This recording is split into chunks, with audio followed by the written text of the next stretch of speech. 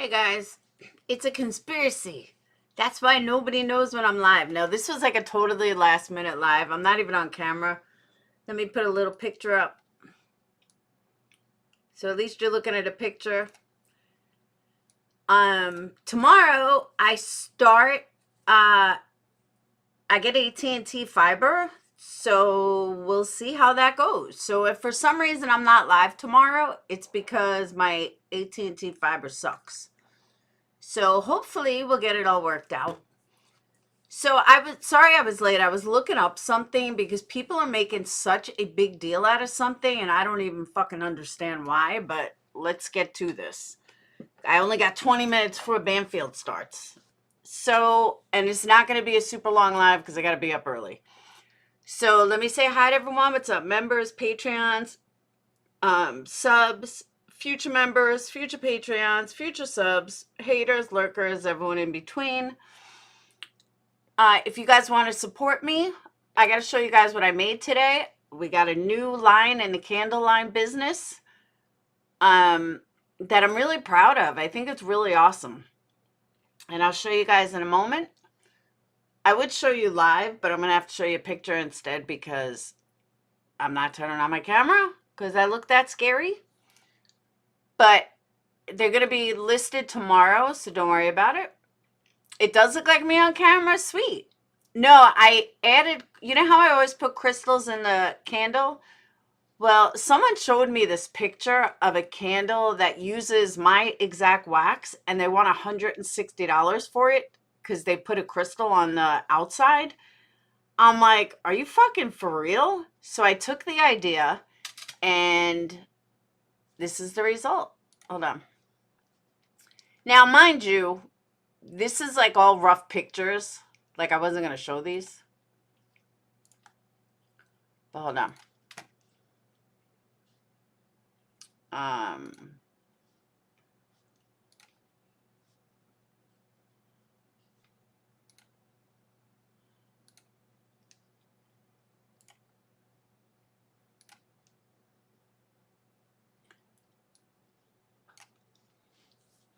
Bear with me.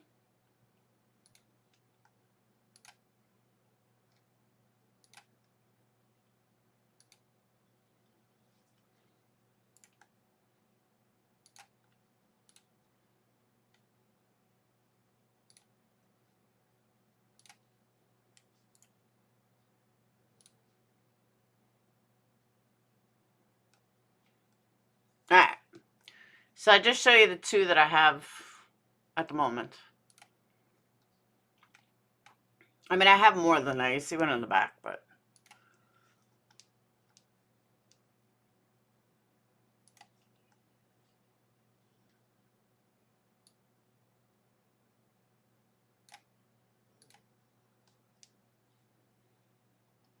And then it's like a top, like you just pull it off. The crystal is glued on, but it makes it like a top. So that's what I was working on earlier. And I'm pretty excited about it because I really like it. I asked Sage, I'm like, what do you think? She's like, oh my God, I love it. So yeah. So you can see this one I used a not a semi-precious stone, a shiny one. I can't think of the name. But like they're all gonna have, I'm gonna use smaller ones for the small jars and then bigger ones for the bigger ones. So, I mean, obviously they are going to be a little more expensive only because I have to pay for the crystals, but I thought it was a really good idea. I'm going to use all different ones, not just those. I'm going to use amethyst. I'm going to use just a lot of different stuff. It is different, right? I took the idea, $160 for a fucking candle. I was like, holy shit. Just because they use a crystal on it? Yeah, $160 fucking dollars using the exact same wax I use. I'm like, wow. Yeah, those are glued on.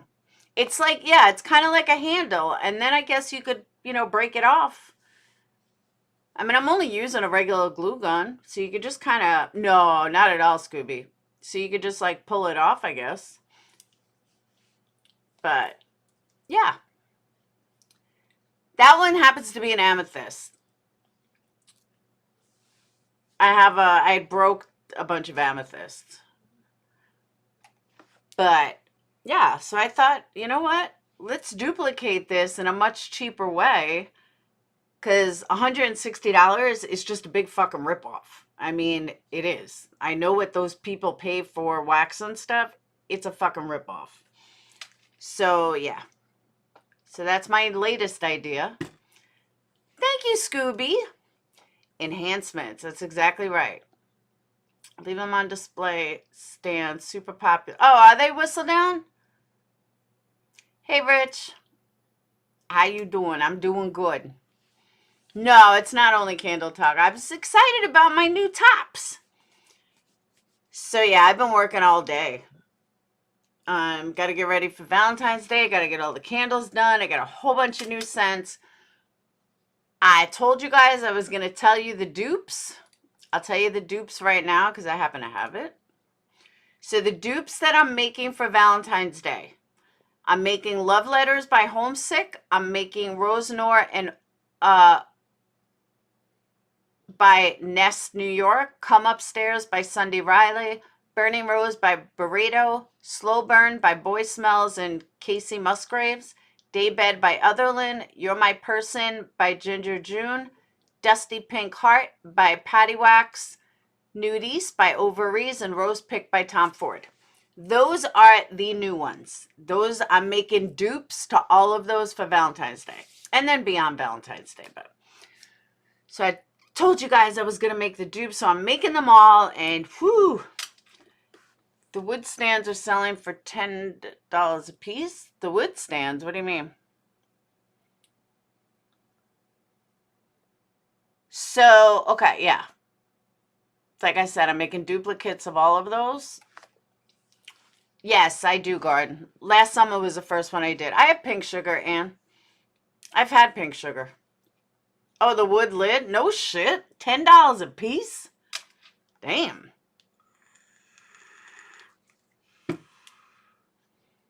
Dang. Everything is expensive these days. All right. Before we get to Banfield, for part 2, I got a question. And I really mean this. I don't know what's going on over in Betty's side of the world other than what I hear, because I don't really give a shit. But I hear everybody is making such a big production and even going real life and calling Amazon, and everyone's promoting this. Why does anybody fucking care what Betty does with her subs? I hate Betty. I'm not involved in her life though. Nor am I going to donate anything to her. But why is it any other creator's business what Betty does with her subs, or if she marries herself or what? I don't get it. I don't get why everybody's involved in someone else's life. Like, really. I really, truly don't. Hey, Debbie, then I heard that someone called Amazon say that she can't, what's the word I'm looking for? She can't, do it, that she can't do that, and they're gonna look into it. Why we go in real life? Like, honestly, why does anybody fucking care? Yeah, a wedding registry. Who cares, though? If she married herself, who gives a fuck? Doesn't affect me.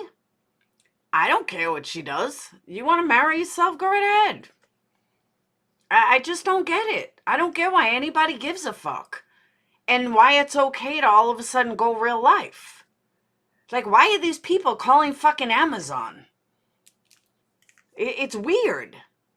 You're not going to donate to her. It's not your business. So why do you fuck care?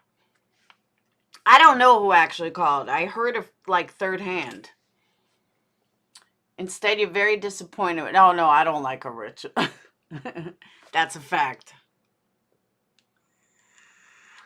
Yeah, it seems that she married herself for like a $4,000 camera. that she put this $4,000 camera on her registry. And from the way it was explained on another channel, exactly, let's go.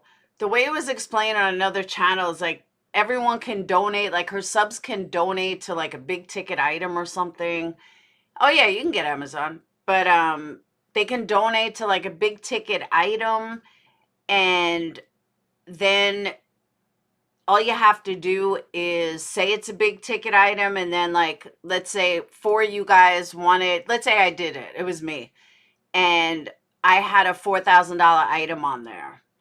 Well, if I had a $4,000 item on there, then you guys can all donate like a little bit, almost like fundraising, I guess. But I don't know why it's anyone else's business. Like, if that's what she wants to do, who cares? Maybe if these idiots didn't fuck with people's lists, then it wouldn't matter. Only if she portrayed... Yeah, but see, I looked up Amazon. I don't even see there's rules. I looked at... That's why I was a little late when I went live. I don't even see that there's rules for it. Like, that you have to be married. Married is a state of mind, really. Oh, that would be nice, Crystal. That's a good one. Very good, Crystal. Yeah, exactly. Save some poor schmuck from marrying her. Hey, Lala. But I'm just saying, like, yeah, you can talk about it. You can be like, all right, I bet he's an asshole. But to actually call and, like, make that okay and then talk about how it's okay, I don't know. It's just weird. Betty, so I herself, yeah, it doesn't, I'm not surprised she would marry herself.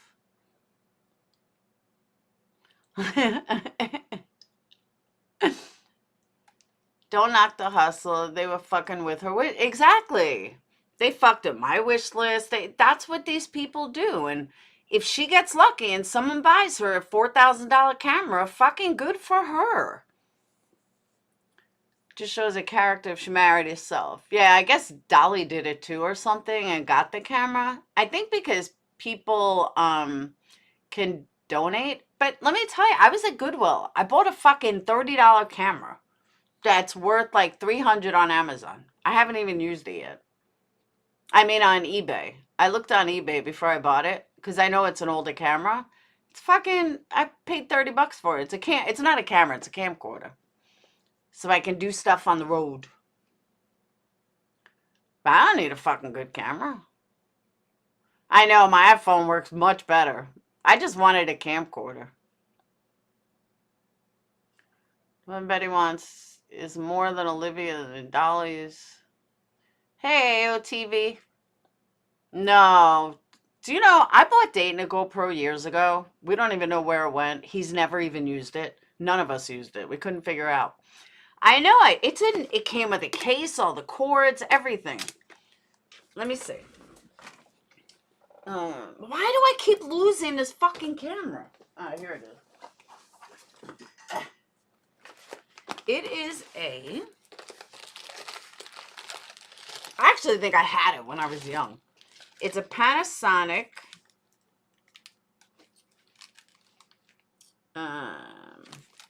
9-megapixel camera.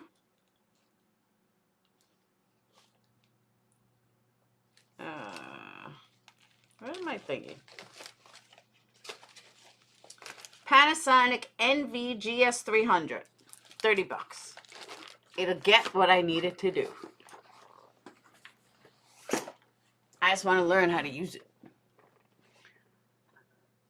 But you know what I'm saying? Like, I don't know. Like, who cares?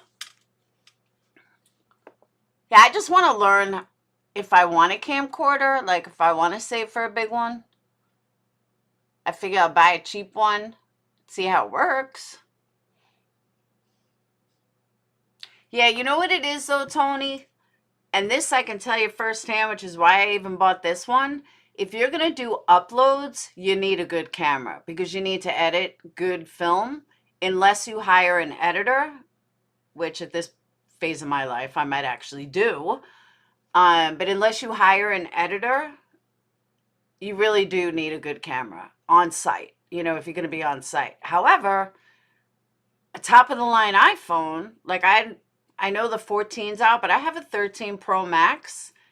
That's pretty good damn camera.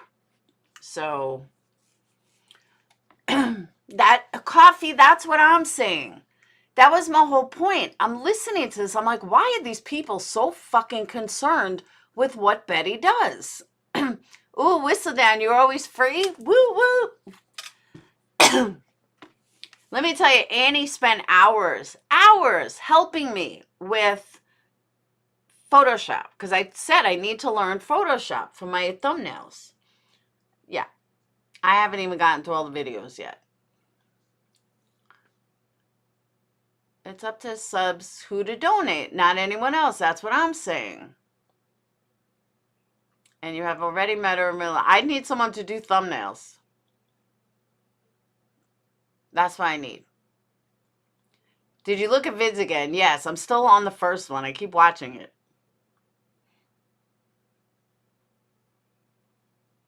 I've been recording them so you don't, just in case you erase them, I have them. I'm glad y'all use Photoshop, okay?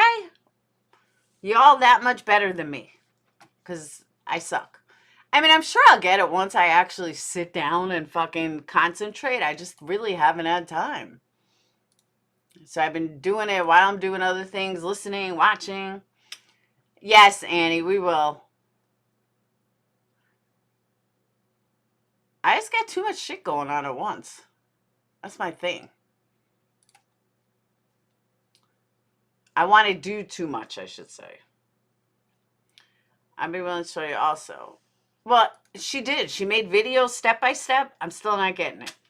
And I don't even need to do a lot.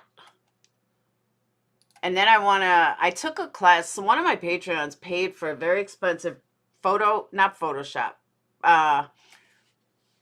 Premiere Pro class, which I still have the notes and stuff. And that was a really good class. Hold on. Oh. And I want you all to know, I spent on urea or insulin may cause low. I spent almost 6 hours today watching stuff on the Murdough case. And you want to know what pissed me off the most? Is, I think it's, oh my God, now I forgot his name. Hold on. Ronnie, maybe? Hold on. Hold on.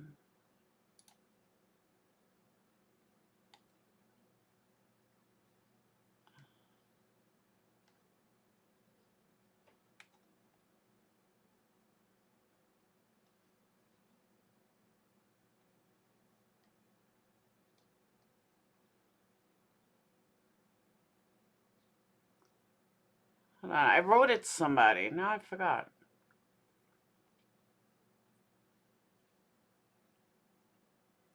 Russell.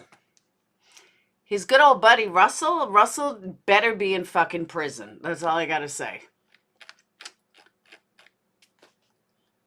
Give me a good practice for my future stardom. Exactly. So much to do, so little time. Russell is a piece of dirt who belongs right next to Alex.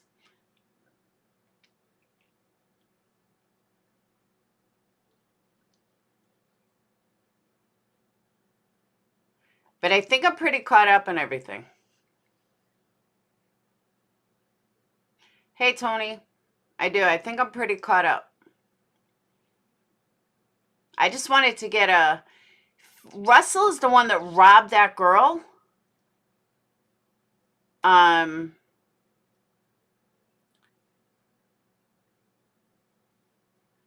hold on. I'll show you. If you want to know who Russell is. Hang on.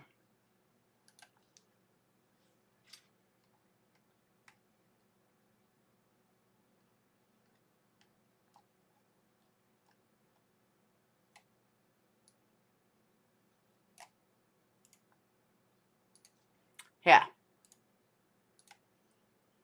Don't watch it now. But this podcaster had this girl on that was amazing. And you could not feel bad for her. I felt so bad for her the way Russell and Alex fucking robbed this chick blind. I want to get a hold of her. She has twins. And anyone that has twins know us twin moms stick together.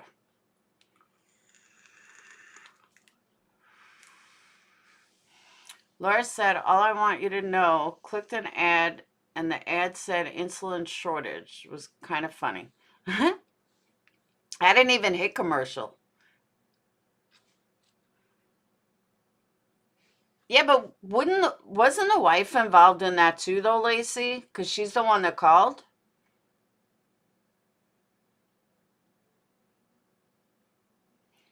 I don't know. One of my Patreons is a local there, and I almost had her coming on last night. I mean, tomorrow night, and then she couldn't. So now I'm disappointed.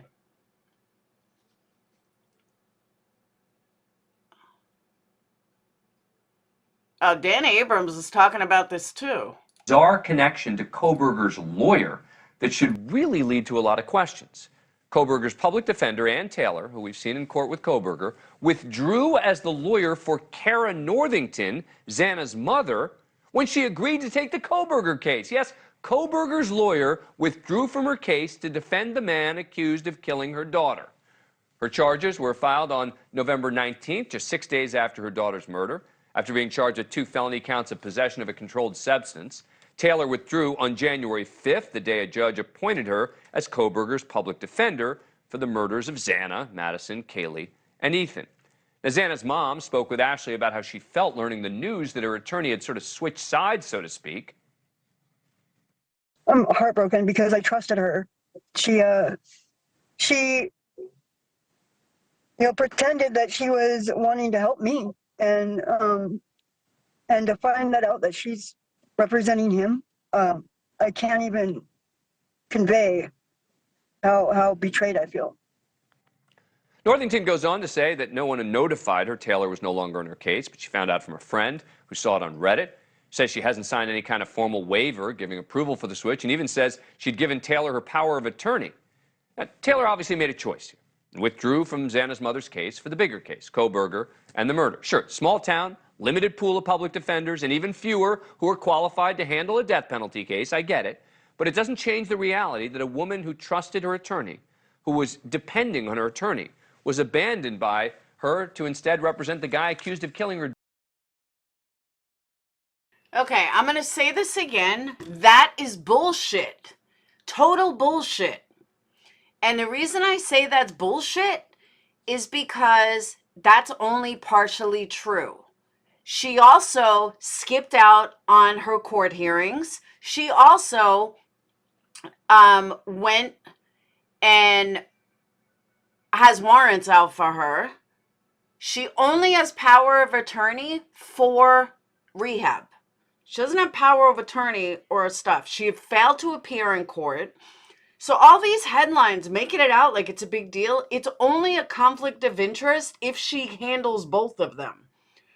She didn't do anything wrong. She transferred it to a different person in her jurisdiction, in her office. It doesn't fucking matter. It's like everyone's making it a big deal. It's not a big deal.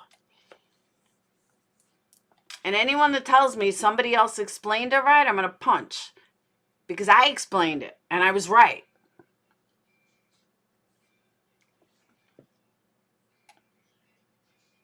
It's her job, I agree.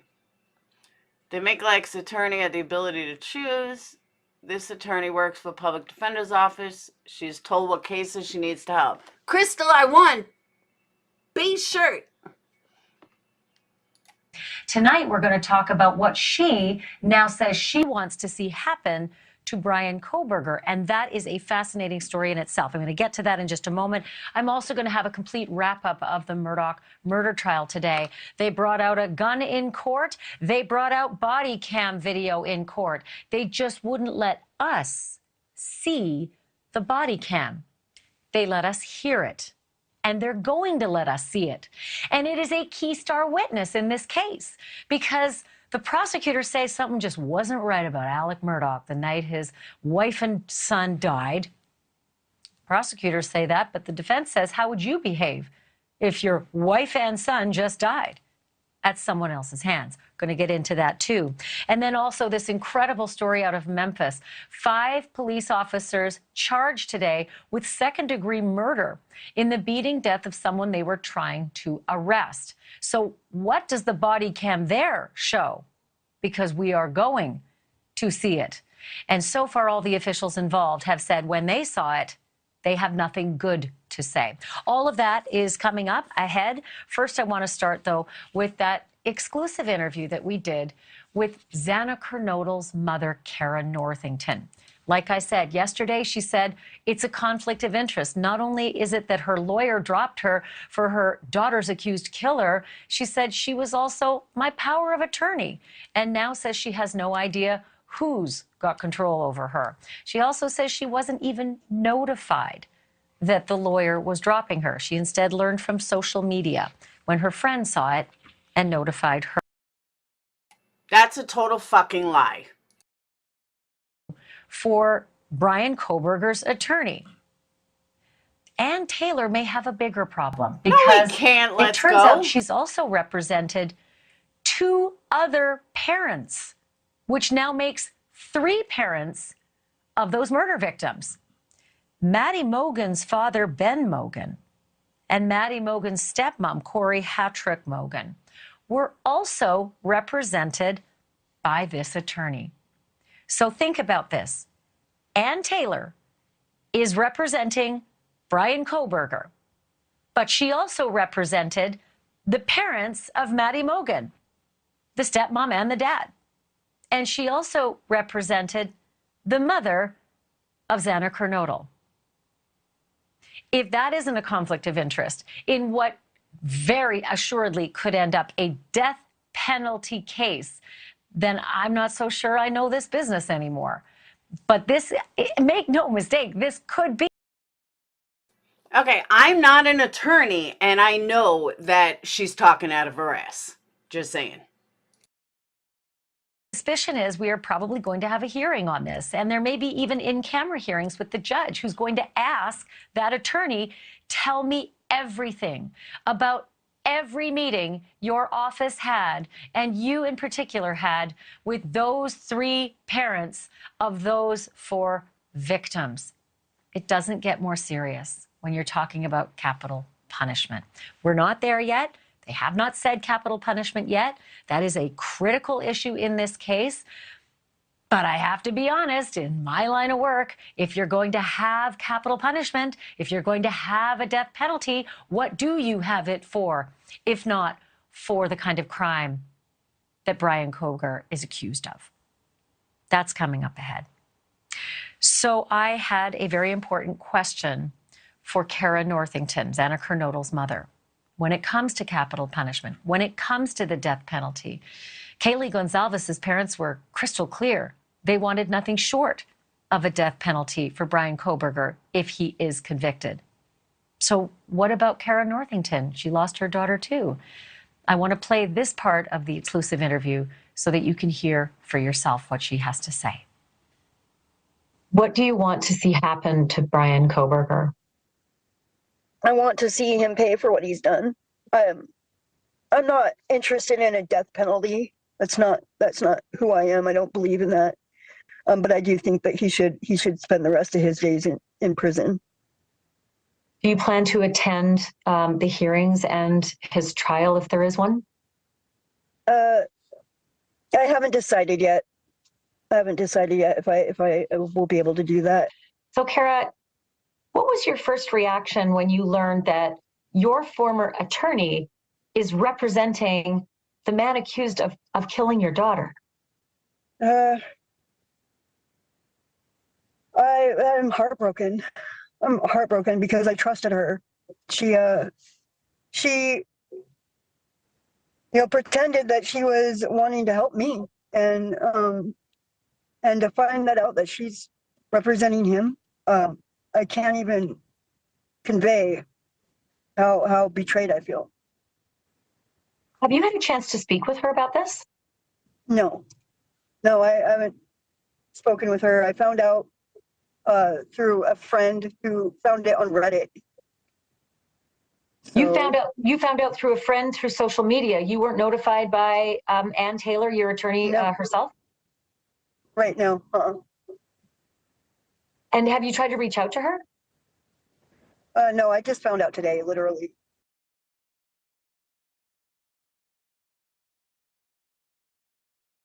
So, yeah. So, I mean, just so many thoughts.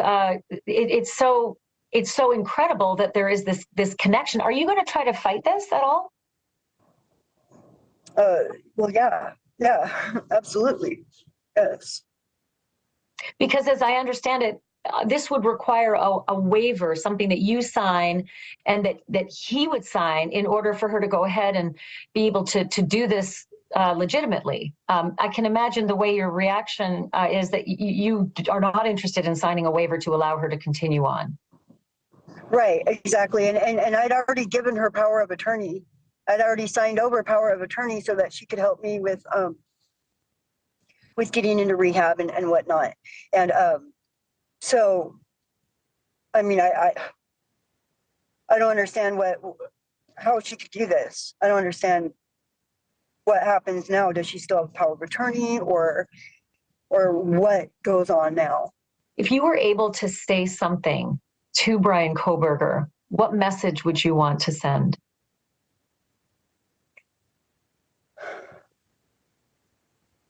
I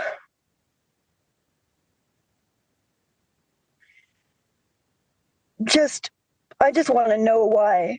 I just want to know why. Why did he do this? Why did he take these kids? Why? What did they do to him? Because I can't imagine them doing anything that deserved for him to murder them. Again, that's Kara Northington, Xana Kernodle's mother, speaking with us exclusively, and you heard what she said. She does not want to see the death penalty in this case against her daughter's accused killer. I think that's significant because prosecutors will confer with families about what they want to see. But there are 4 families here. There are 4 victims, and they all have a say. And so far, we've already heard from Kaylee Gonzalez's family that they 100% want the death penalty for Bryan Kohberger. So this will be a complicated process, not just for the prosecutors, but also for these families as they move forward in this.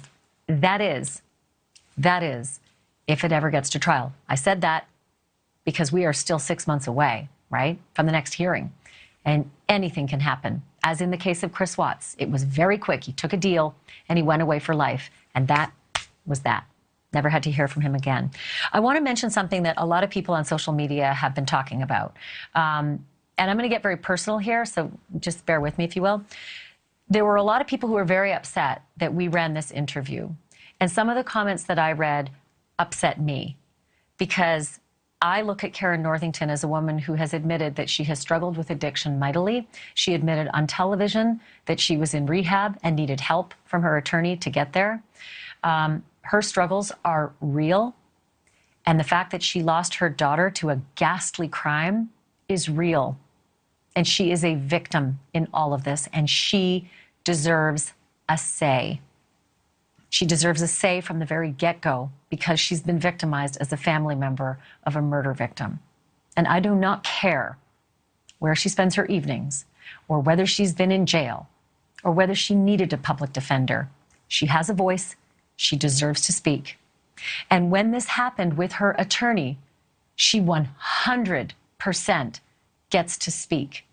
She has a dog in this fight because her attorney is now representing her daughter's accused killer. Let it sink in. She has a right to speak. She has a case. And I think Ann Taylor has explaining to do. And to that end, we called Ann Taylor's office. Understandably, she can't get back to me. There's a gag order in this case, so she can't respond. But at some point, she's going to have to respond. And for anyone out there who thinks this is somehow sinking the case against Bryan Kohberger, let me be honest with you. A conflict of interest for a death penalty case can overturn a case. So if you're worried about this, you should be. You should be worried that an attorney who is not fit to serve as an attorney because of a conflict should not be in a death penalty case, lest the state of Idaho wants to spend a whole bunch more money and a whole bunch more emotion to have to retry this case again. And I am pretty sure nobody wants that. Again, the gag order precludes Ann Taylor from speaking with us about it, but we did reach out nonetheless. There is a lot to unpack here, obviously. Unfortunately, we've got two of the best people to help me do that. Stacey Honowitz is a 34-year veteran of the Florida State Attorney's Office and the supervisor of the Sex Crimes and Child Abuse Unit. Ken Belkin is New York's criminal defense attorney. He currently gets cases assigned to him by a judge, and he defends them. He is on the assigned counsel panel. All right, I can't keep this pause for more than a couple of seconds, otherwise it fucks up. But I'm interested to hear what these guys have to say because you guys are being lied to by these attorney YouTubers. I'll explain it when I'm done. Stacey, as the prosecutor, I'd like you to go first here. Do you expect that the prosecutor in this particular case is going to put forth a motion pretty quickly to try to sort all of this out? Well, I mean, you've covered it all in the very beginning. You've covered every issue that has to go on in this case, and it's about this conflict. So it's very rare that you see the prosecutor come forward and say there's a conflict because we generally don't ever know about it.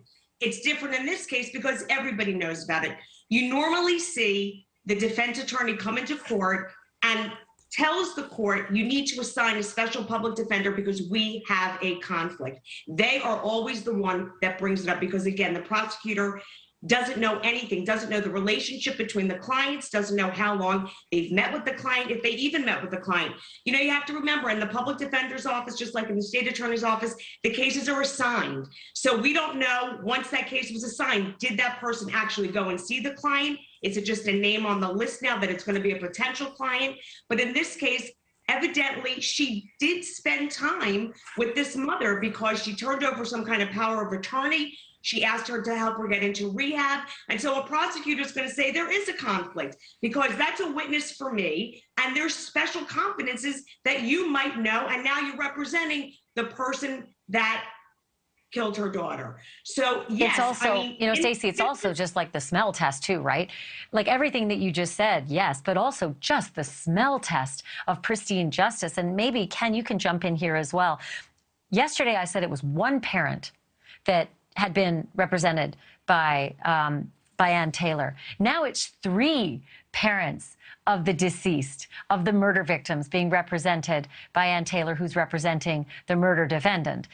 So it just gets worse. But I do have to ask you about the public defender system because I want to give her the benefit of the doubt. I thought maybe it was just a mix-up with the name Karen Northington, not Kernodle, and it turns out the warrant says Kara Kernodle. Very unique name, not easy to forget. But there are only 13 of these death-qualified public defenders in the state of Idaho. So take me from there and tell me where all of this could be an innocent mistake. Well, sure. And this is what we call the appearance of impropriety. It's not clear a conflict exists, but it appears like there's something improper going on here. She represents the mother of a victim that was murdered by a man she now represents. Not only that, she represented that mother, two mothers, in fact, but one of those mothers she represented on 4 cases, one of which was currently pending now. A potential conflict has arisen.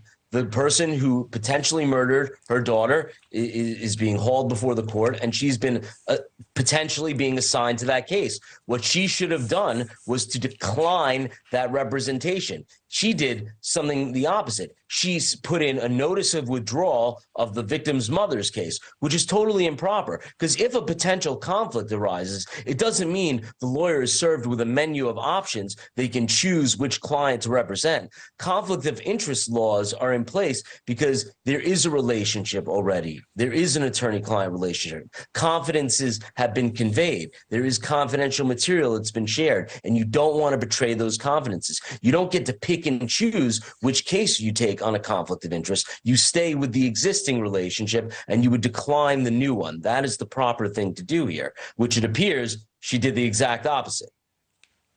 And Stacey, just weigh in again on how serious this is, right? Like, as I understand it, every jurisdiction is a little different. The judge could pull them in to chambers and say, tell me everything before this gets out in public. And I want to know every single meeting that you had with these three parents. But you tell me how it works.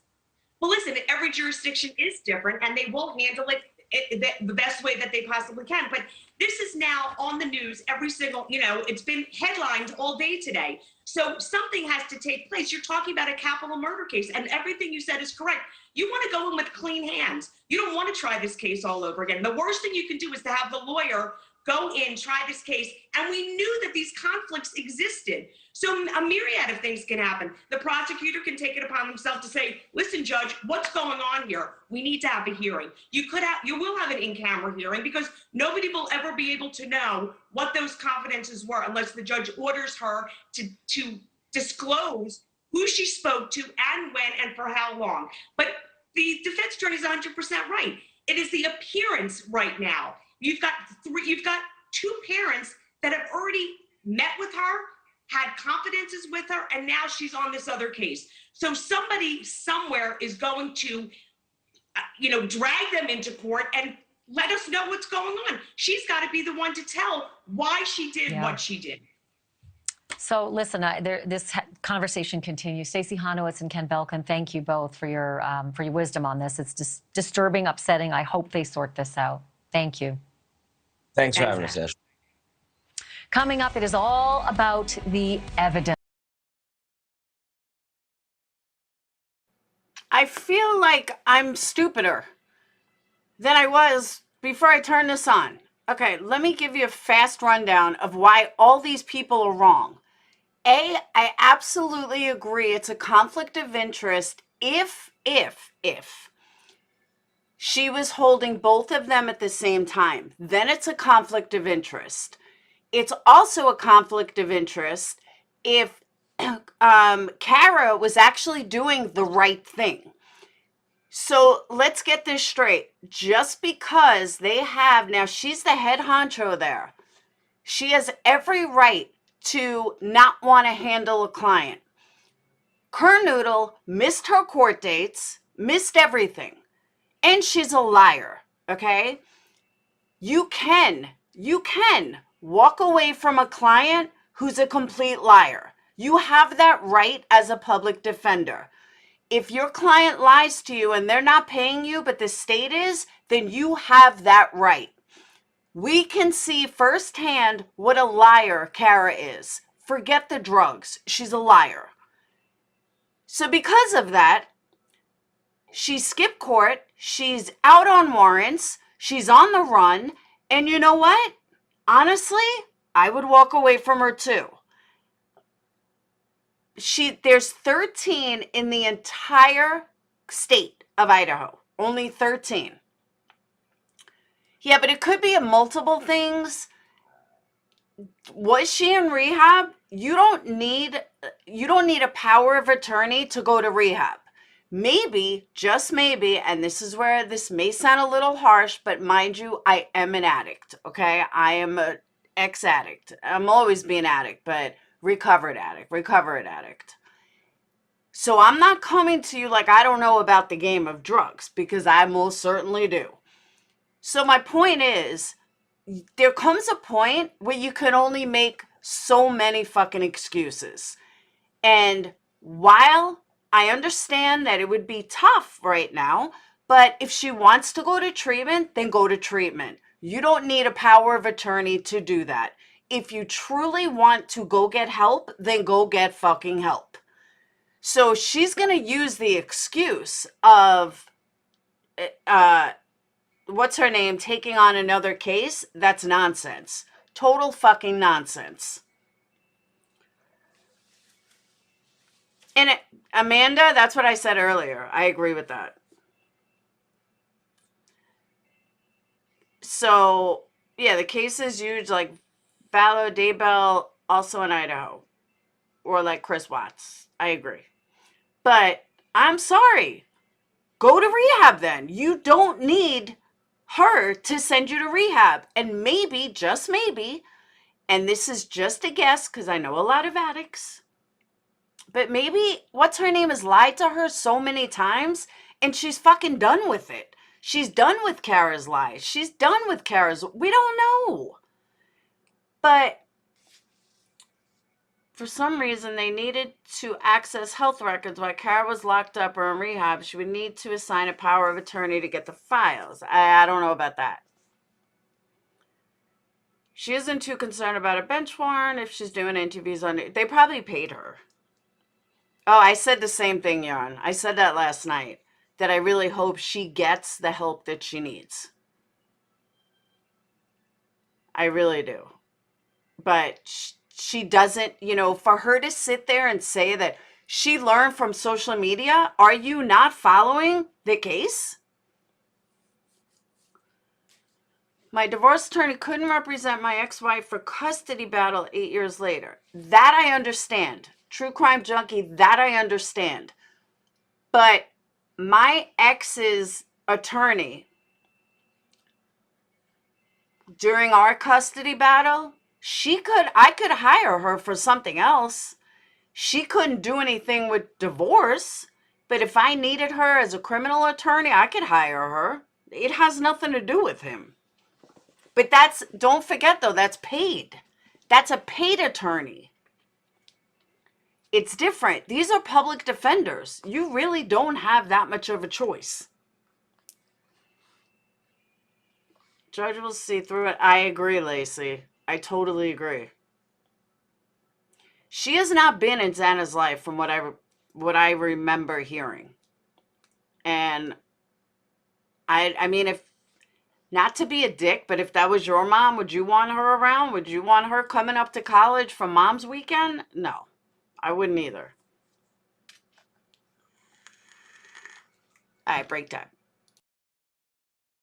There, you know, sometimes it's all legalese, and then like the phone guy comes and talks about phone records.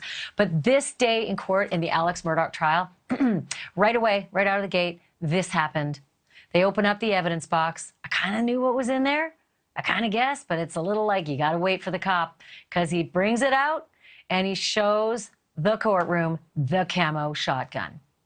And lest you think that's the murder weapon, it ain't. Usually it's the murder weapon they bring out and show. No, instead they showed Paul Murdaugh's gun, the murder victim, because his father, Alec Murdough, went and grabbed that gun, he told police, because he was scared. He was scared those killers were somewhere still out there. He discovered his wife and son dead. Mute. Which one, AOTV? I personally have a whole different account of this crazy. She's a good attorney, but she's not God. Yeah, and that's another thing. For them to say, oh, she's represented this one and that one. Okay, she's an attorney. We're not talking New York City here.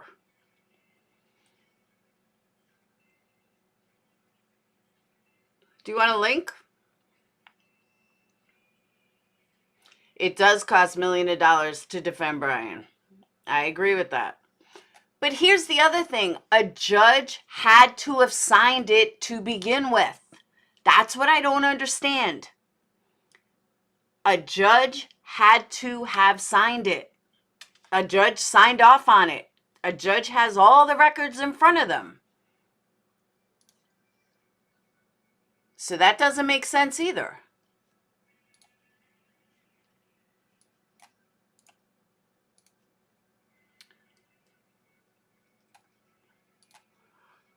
Ugh.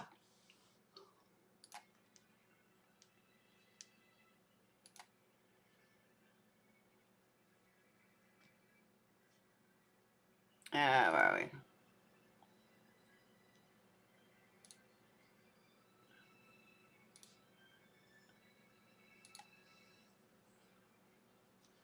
Deb, I don't know what happened, but I got it.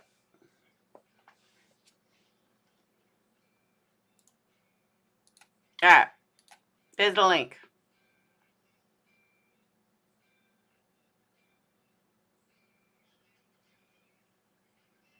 Yeah, I think it was a mistake too. That's why I said I got it.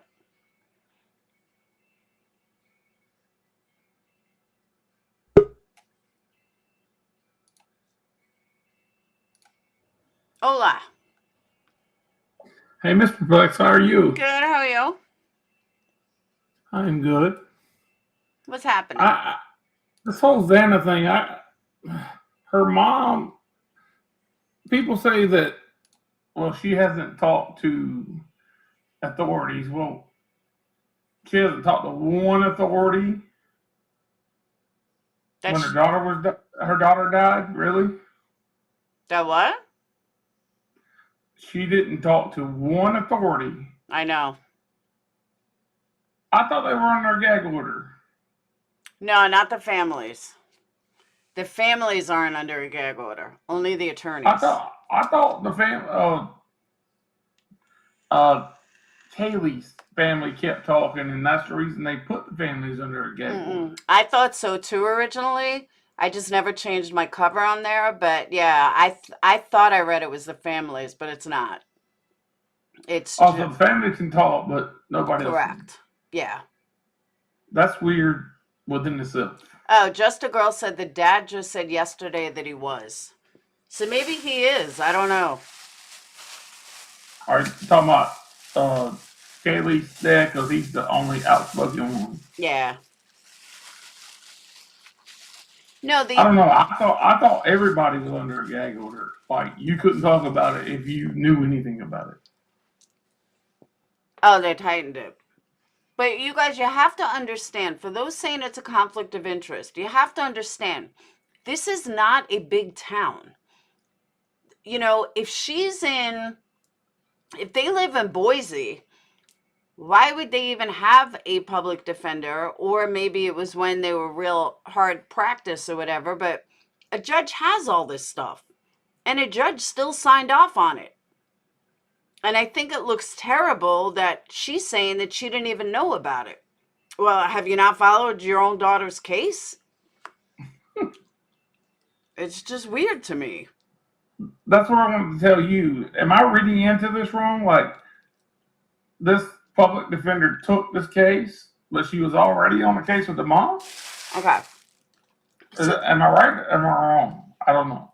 But she didn't take the case. It was assigned to her. Okay, assigned to her, but okay, so now she's his lawyer, and now she was her lawyer, correct? She was her lawyer. She signed on January 5th. She sent the papers over that she's not her lawyer anymore. That she reassigned it to somebody else. Yes, Crystal. She reassigned it to another public defender. Well, I hate to tell you people, but this case can make her famous if she actually won it.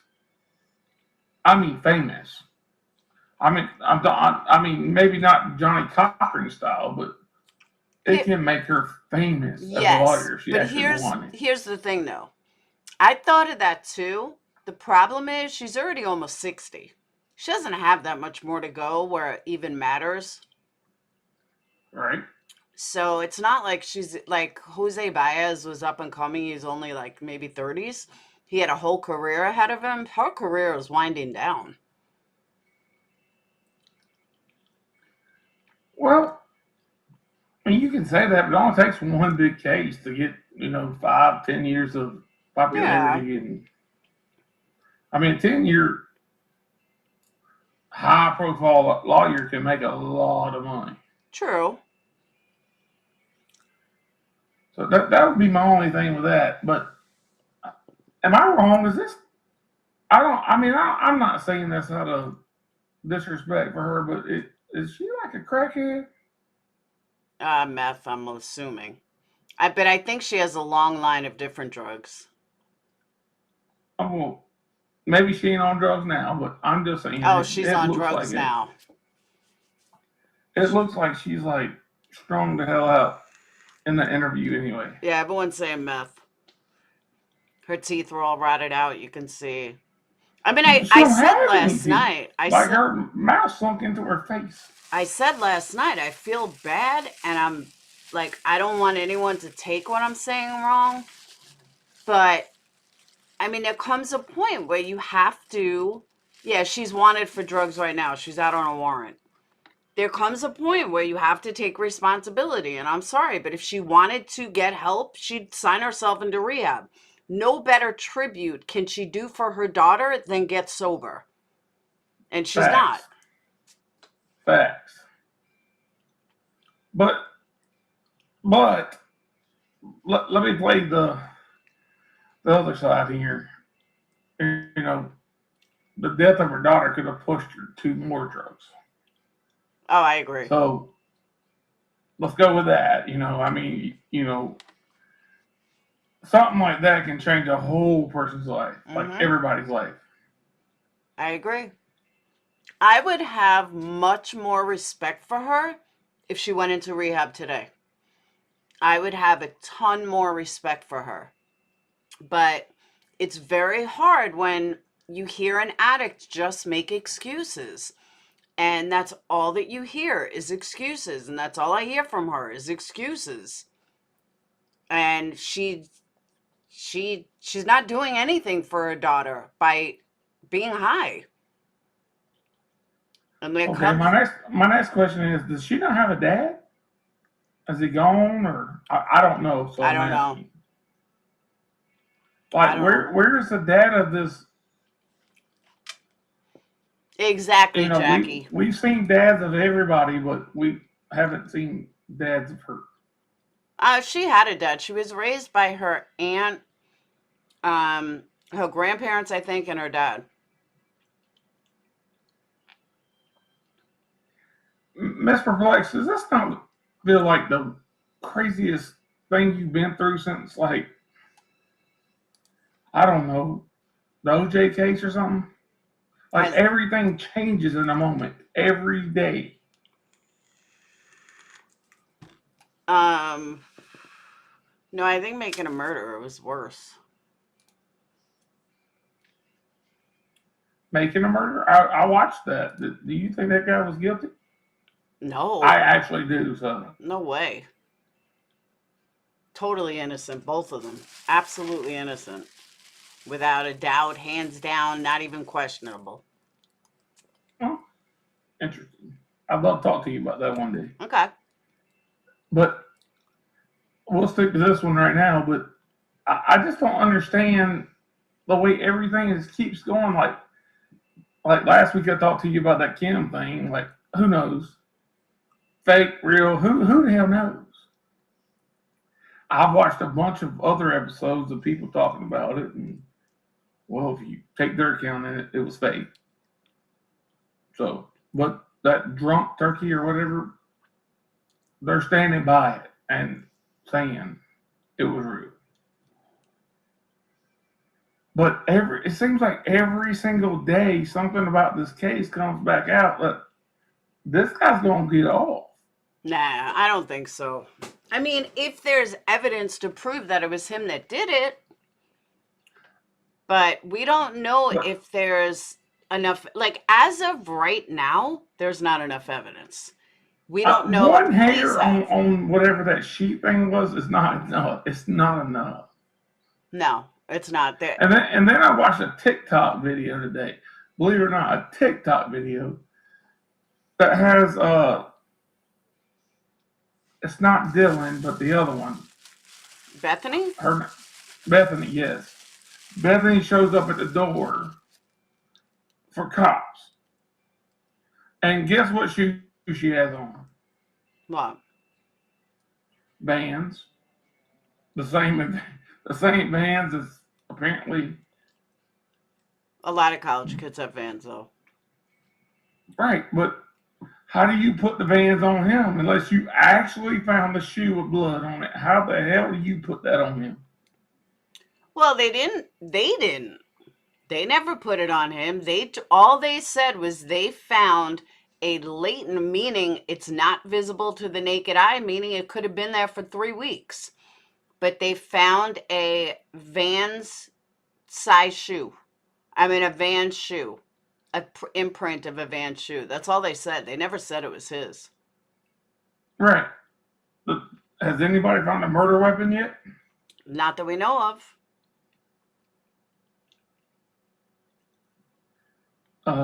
So far, nothing. So we're going on one thing.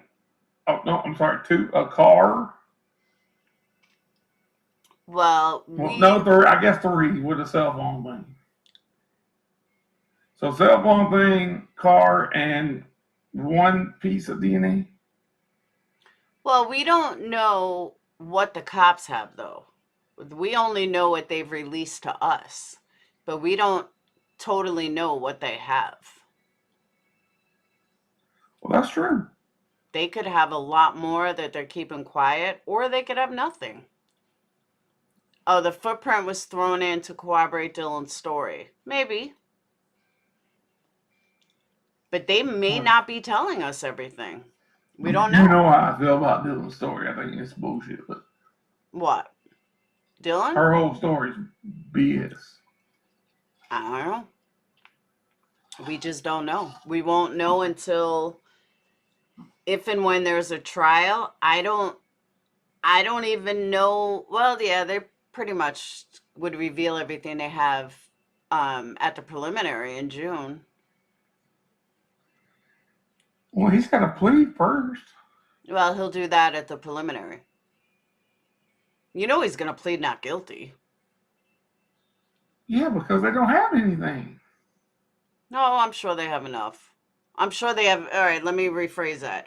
I'm sure they have enough to bring it to a district court. And that's all the preliminary is. Okay, but in a trial, they don't have anything. Yeah, but any good defense lawyer. But the trial is not going to be for a long time. The preliminary, and I think a lot of people are getting confused with this. The only thing a preliminary is do they have enough evidence to bring it to a district court? That's it. That's the only thing we're hearing in June. Do they have enough evidence? It would not shock me if they released this guy. But as of right now, they have enough evidence to bring it to a district court. That's why they just wanted to get it done with. When the DA gets it, like, looks at it and says, we're going to take this to a jury. They decide that in the preliminary. Right. I don't think they got enough to take it. Oh, I do. They've released unless they're doing what they did with the whole holding back on BK, where, you know, they already knew the car, they already knew this. They had everybody out here looking for it then. Hell, I'm in South Carolina, I'm looking for a car. It's funny that you said that. I heard, I don't remember what I was listening to, but I was listening to something earlier. It was about a case that I can't even remember. But it was something about the reason why they didn't want, and it wasn't even about this case, but it was a similar situation. And they said maybe it was Murdoch, but they said the reason why they didn't bother, you know, trying to have the public help is because they already knew who that person was. And they already knew who the killer was. And it totally made me think of Brian, because that's exactly what they did. Well, I get it. I get why you do it. Because you don't want everybody to think we're looking, but we already got my guy, you know what I'm saying? They already knew. They knew Brian immediately. I did. You were correct. And I'm not saying the asshole's innocent, by no means. But a good defense lawyer, I don't know if a public defender's going to do it, but a good defense lawyer. Yeah, she's. With what they presented to the public, will get him off. He will walk. Now, I ain't saying he'll do that with a public defender, or if we don't have all the information that they have. Yeah, but we don't Let me know. rephrase. Based on the information we have, They have not them. enough. They have enough He's to bring it. walking. No. They have enough right now to bring it to a district court. That's all they need. They don't need everything right now. They're going to spend 2 years building a case. They just need enough If a grand to jury, bring if it. it's put in front of a grand jury, No. they might not have a They case. just, there is no grand jury. They just need enough to bring it to district court. They have more than enough to put doubt that they need to bring it to district court and have a trial. I hope you're right. I hope this guy is the guy and he goes down and burns. Like, I don't understand the whole, I get the whole non-death penalty, but I'm sorry, you killed my daughter. Come fry, bitch. Excuse me, sorry. Fry, yeah. Yeah, I don't get why she said, no, he deserves to live. No, he doesn't. He fucking butchered your daughter. Fry. I mean, take it. I think personally he should be, if he's guilty, assuming he's not, but if he is,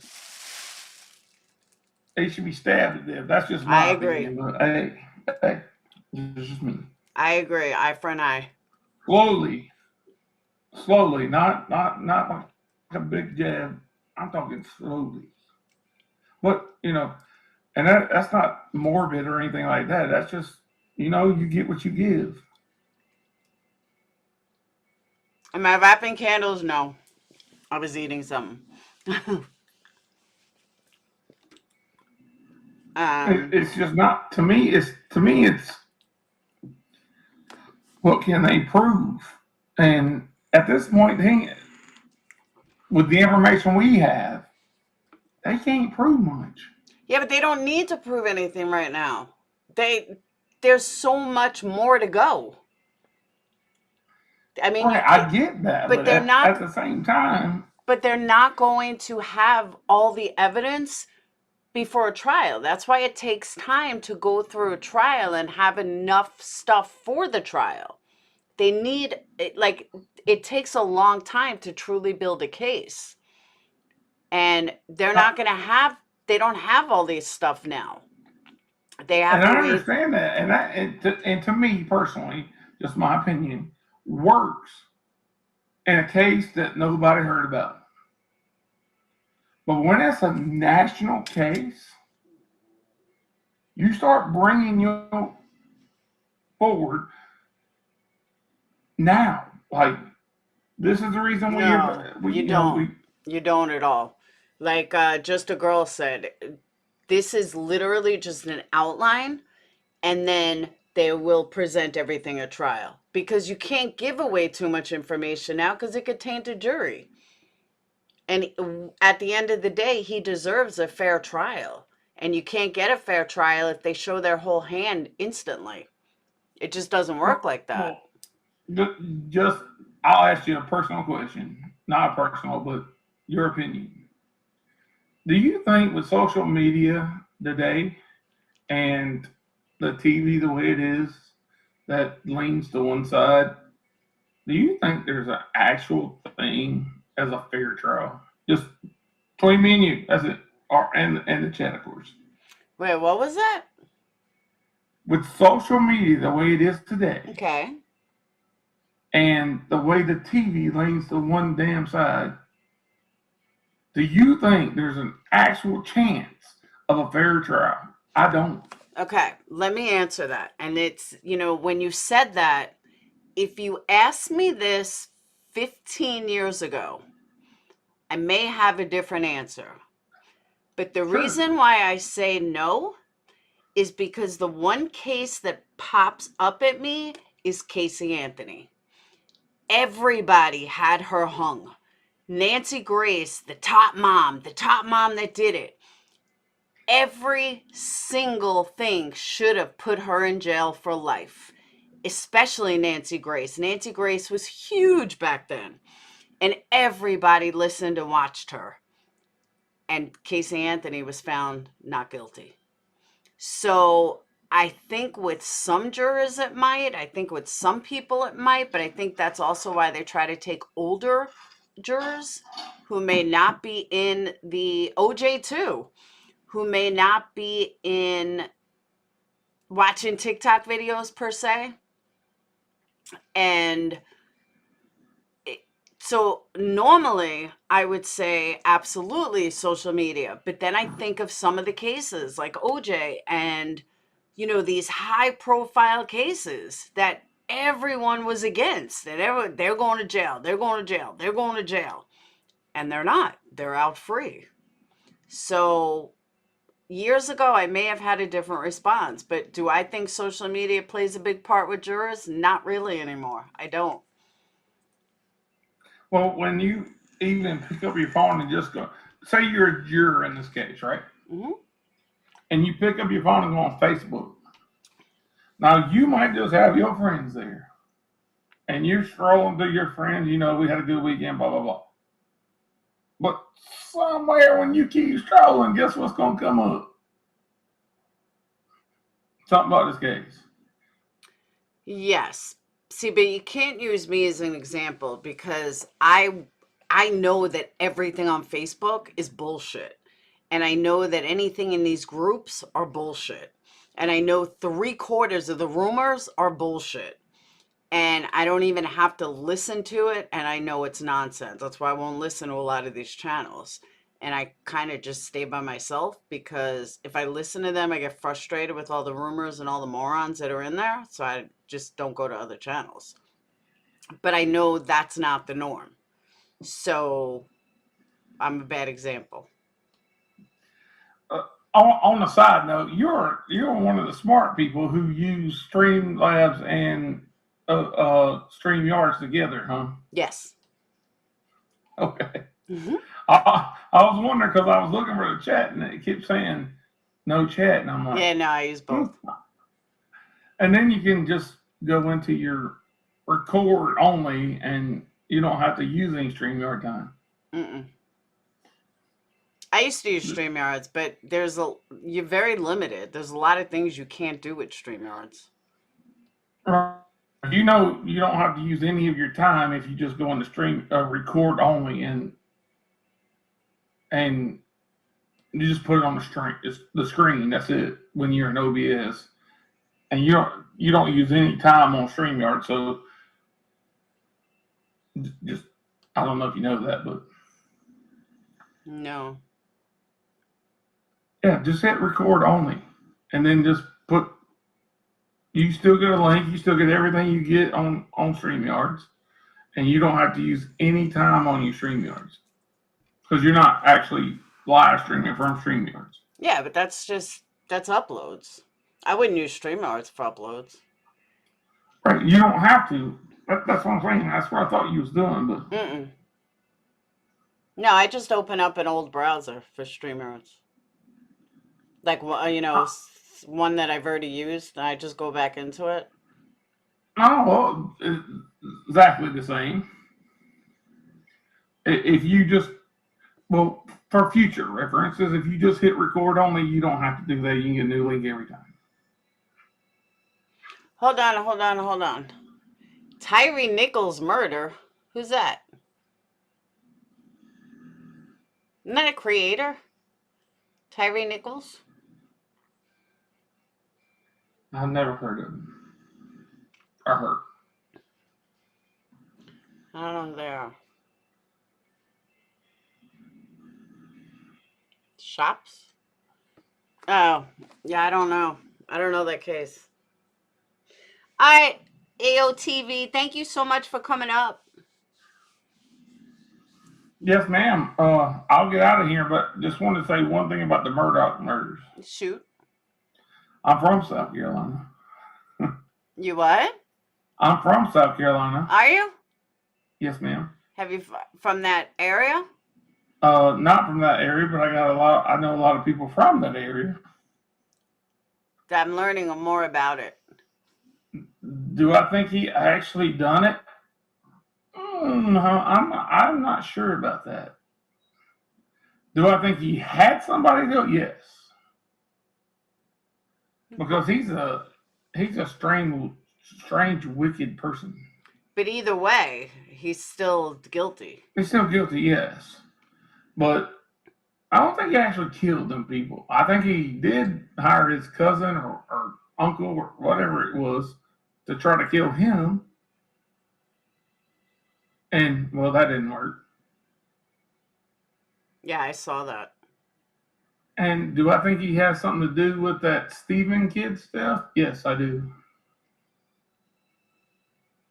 Oh, no, I've been caught up in that thing. And there's a guy named Eric K or something like that,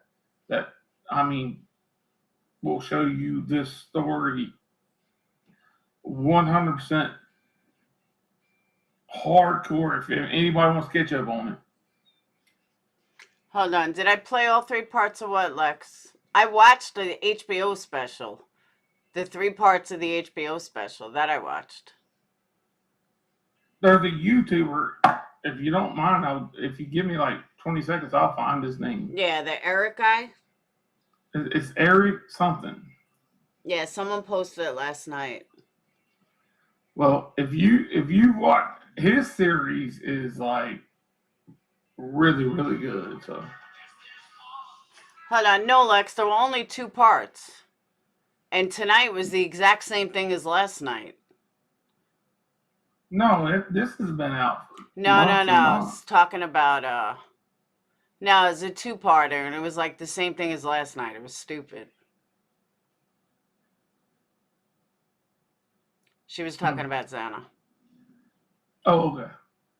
Well, it was a pleasure speaking with you. What? I said it was a pleasure It was a speaking pleasure with you. I'm sorry, speaking I'm with you, southern as too. hell. It happens. It's all right. I'm glad you came on. And thank you so much for having me again. You too, anytime. And I hope you guys have a beautiful night. You too. All right, bye-bye. Bye. All right. Whoop. No, it was 2-parter, but it was like same thing as last night. It was stupid. She didn't have like anything else. I thought she was gonna like show something new, but she didn't.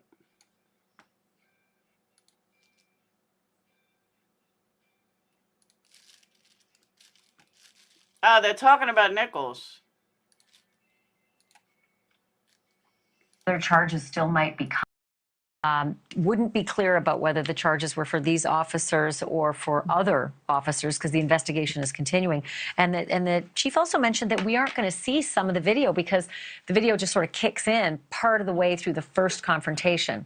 There's the first confrontation, pepper spray, Tyree runs, they catch him, and there's a second confrontation. So we may not get all of it, but I'm going to have to talk to you again after tomorrow when they release the video because I'm very concerned about public safety. Thank you for being here tonight. Thank you. Cheyenne Daniels joining us from the Hill.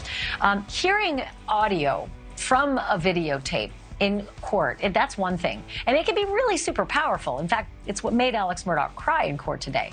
But the full video is still coming. And we're all going to be able to see just what he was like when police showed up on the scene, where his wife and son were murdered. But are we going to see anything differently than the jurors did? Back right after this. It's bad. You can watch the HBO special like I did, and you'll hear how he acted. Have enough, and they want to make it a lot worse.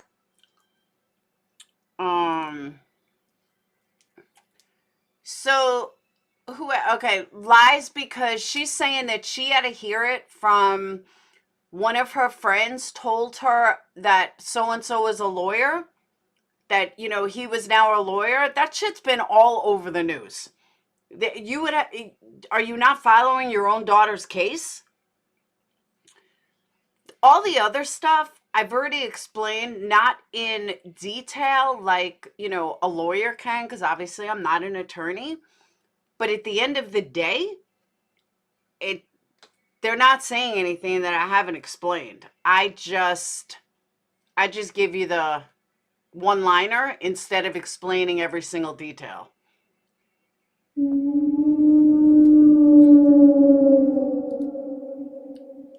Welcome. New member. Woo woo. I almost did this live as a members only, but then I was like, nah, I can't do that. But I'm going to do a members only live soon. I have not done any. I haven't even done one in Patreon. I really got to get my shit together. They brutally beat him and failed to render aid. Yeah, I don't know that case. Kenya's death by police was said also, but what is the story? Like, why did they pull him over in the first place?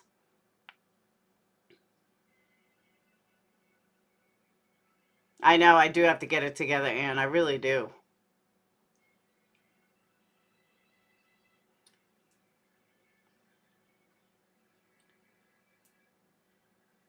He was driving reckless. Okay. Not a reason to get beat, but was there more to it?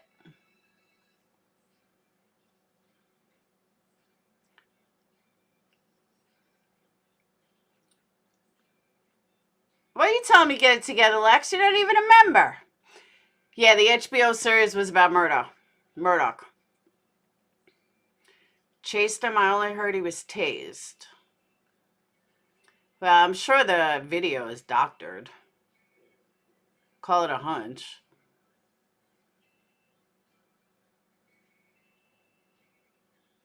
He was fighting them. See, I'm telling, there's a lot of times that I don't agree with the people that die or get the shit kicked out of them. Because none of it would have happened, and I don't know this story, but none of it would have happened if they wouldn't have been driving reckless or doing something wrong to begin with. Not saying the cops have a right to beat them, but I'm sorry, you shouldn't have been doing wrong in the first place. And you wouldn't have been put in that situation to begin with. But again, I don't know the case. Thank you, Yarn. Woo woo. Up, Lex, now you remember.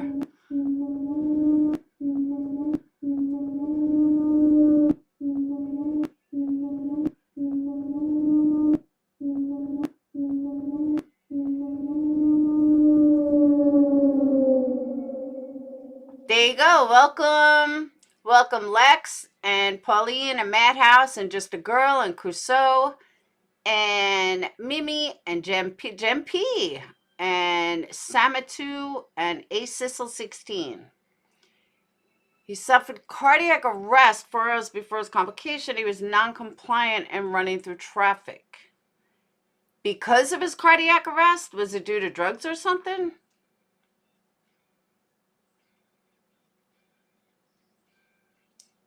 Resisting arrest is not a oh, I agree.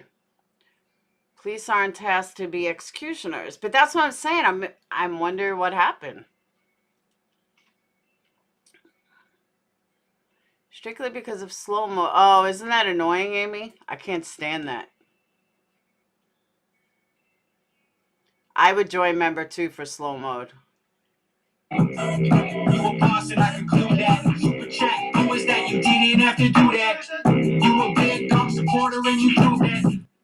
Thank you, Rock Jim. Woo woo. First super chat of the night. And I wasn't even going to go live. He was beaten unrecognizable. The release. All right, let me take a look. Hold on.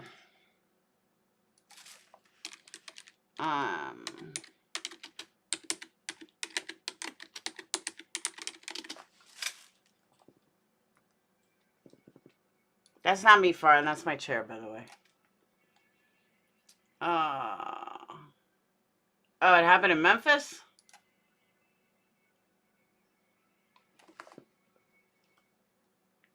Family of Tyree Nichols and their attorney. It's been 2 weeks. Please say on the night of January 7th.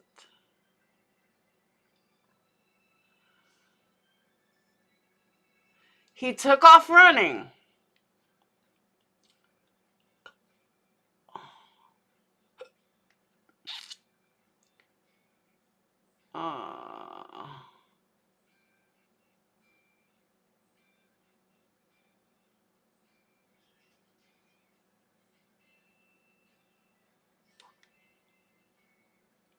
Whatever the outcome, whatever the video shows, I've not personally seen it myself, but we're just hoping that the public remains calm and knows that we're all out here.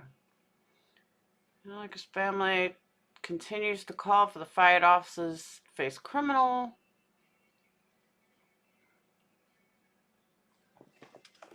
I don't know. I need to see more.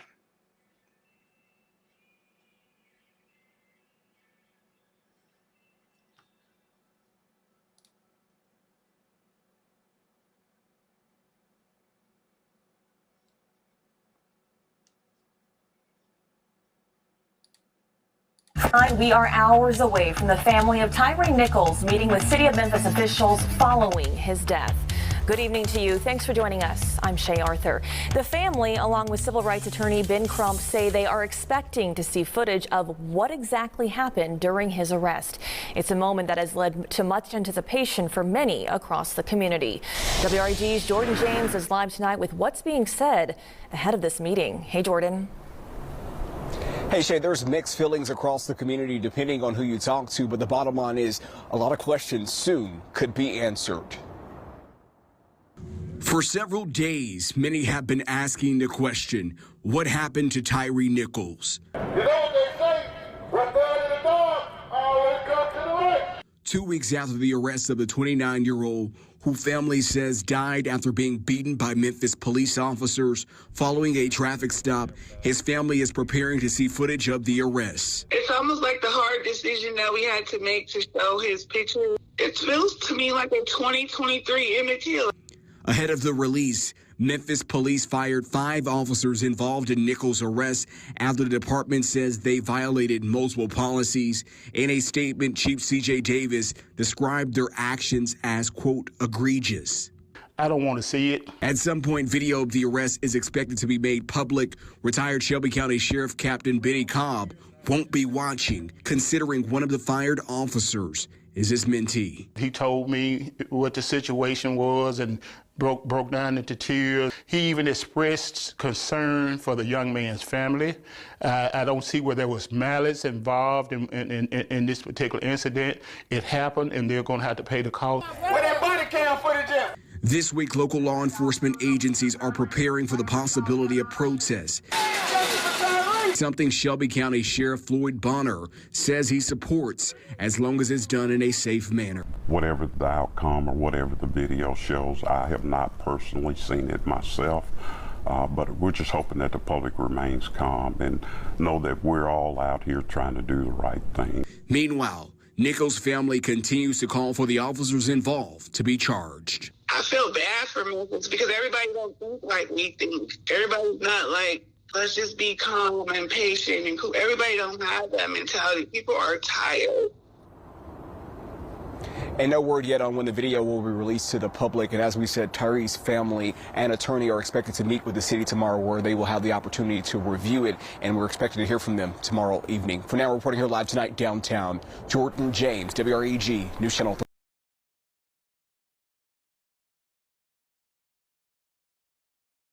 All right. If I didn't tell you how I really felt, you guys would hate me. I don't know the case. I don't know the case. I don't know anything about the case. All right. But I will say this. This just happened on, hey, Red, this just happened on January 7th. We're not even at the end of the month, and you already have an attorney. Speaks volumes. Just saying. That's all I'm going to say. Your son barely is gone, and you already got an attorney. Okay. Anyway, that's just how I feel. And Lex, if I was going to fart, ever since I had surgery, trust me, I don't do little farts. You would know it. I'm building a fortified bunker. World's lost his mind. For real. Sue happy. That's one. I mean, that's. I can see like in a month, but like, we're not even at the end of the month. I had weight loss surgery 2 years ago. And ever since then, my farts are like, woo. They're loud. You would know it. TBI said this was the most violent. Yeah, I haven't seen it yet. So that's what I'm saying, Just a Girl. I'm not going to place judgment because I haven't seen it. I don't know the case. I don't know nothing. Yeah, they're saying it's being put out tomorrow. I'm just saying, I find it a little odd. You got a fucking attorney already. It's a little quick.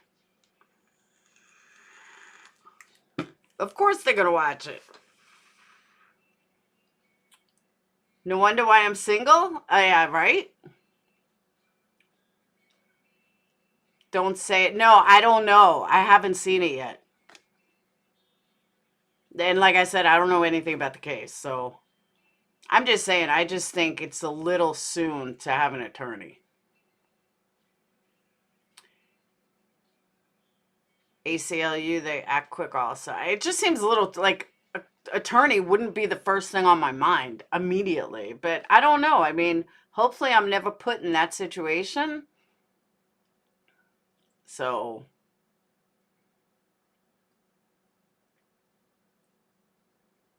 only after they got an attorney they would. Oh, no shit. Like I said, I don't know the case. So I can't say much because I don't know the case. Antifa was there a few days ago.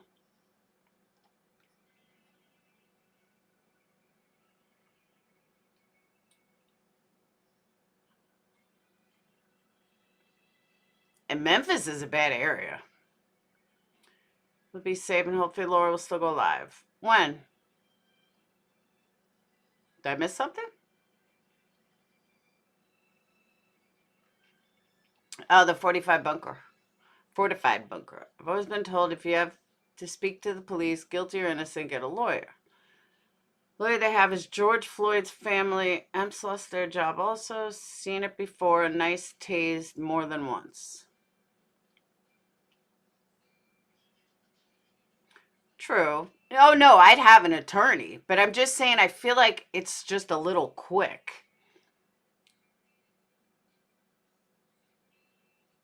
But I don't know. Antifa shot a cop shot back, riot ensued, gameplay same as last round of riots. Build a bunker and I'll still go live. Yes. But all those cops do, why did they have to? I don't know. We don't know the story. What was his criminal record prior?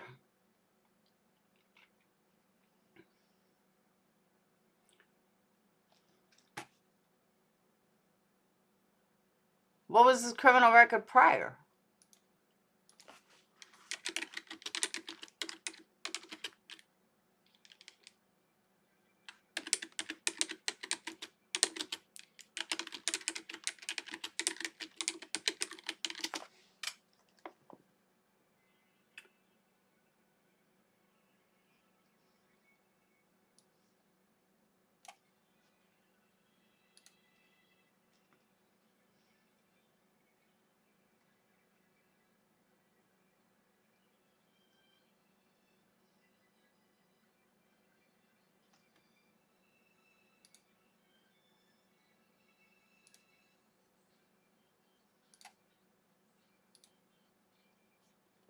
We have this just into CNN. For the first time, we are hearing some audio from Memphis police scanners of the traffic stop involving Tyree Nichols. Now, this is separate from the videos that everyone is waiting for to be released, videos capturing how Tyree Nichols was beaten by police. Those videos have yet to come out. Let's get back to Memphis. Sarah Seidner standing by once again. Sarah, tell us about these police scanner recordings. Kate, we're just have a section of it that we were able to hear. Some of it's inaudible. There does seem to be some distress at some point, but we want to let the audience hear it themselves. As you know, Tyree Nichols was killed. He died on January 10th after being pulled over on the 7th for what police at the time said was reckless driving, and somehow ended up getting beaten. And so we have now heard from the police chief, and we have now heard from the family that beating was absolutely inhumane. 5 police officers have been fired. We are awaiting the potential of charges. We expect to hear from the DA at 2. But what we have now is this dispatch audio, which is between the dispatcher and the police on the ground. I'd like you to listen to a section of it.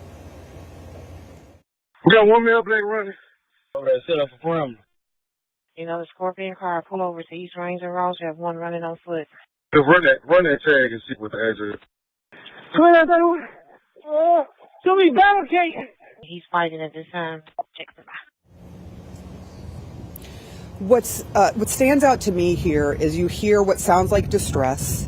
Then you hear the dispatcher, it sounds like saying he's fighting at this time. But you also hear the officer say, run that tag and see what's the address. The question is, did they not run the tag when they first pulled him over, which often officers do, especially if they are coming up onto a car? And so it is a question as to the sequence of things here.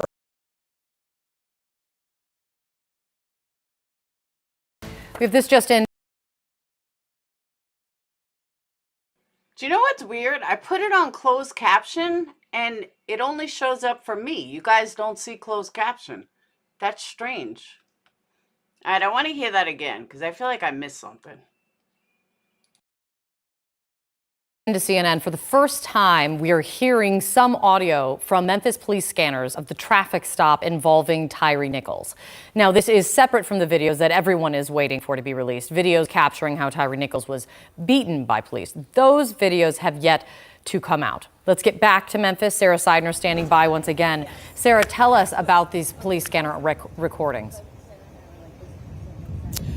Kate, we're just have a section of it that we were able to hear. Some of it's inaudible. There does seem to be some distress at some point, but we want to let the audience hear it themselves. As you know, Tyree Nichols was killed. He died on January 10th after being pulled over on the 7th for what police at the time said was reckless driving, and somehow ended up getting beaten. And so we have now heard from the police chief, and we have now heard from the family that beating was absolutely inhumane. 5 police officers have been fired. We are awaiting the potential of charges. We expect to hear from the DA at 2. But what we have now is this dispatch audio, which is between the dispatcher and the police on the ground. I'd like you to listen to a section of it. We got one male black running. Over there, set up for perimeter. The Scorpion car pull over to East Range and Ross. You have one running on foot. Just run that tag and see what the address. Show me battle cake. He's fighting at this time. Check the box. What stands out to me here is you hear what sounds like distress. Then you hear the dispatcher, it sounds like saying he's fighting at this time. But you also hear the officer say, run that tag and see what's the address. The question is, did they not run the tag when they first pulled him over, which often officers do, especially if they are coming up onto a car? And so it is a question as to the sequence of things here.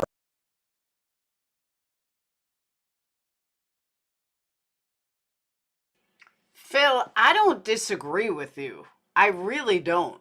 But I don't know what happened in this case to give a full feeling on it. But yeah, do the right, that's what I said earlier. Do the right thing. You don't have to worry about getting killed. Timeline makes no sense. Yes, honestly, I don't know enough about the case to give an opinion.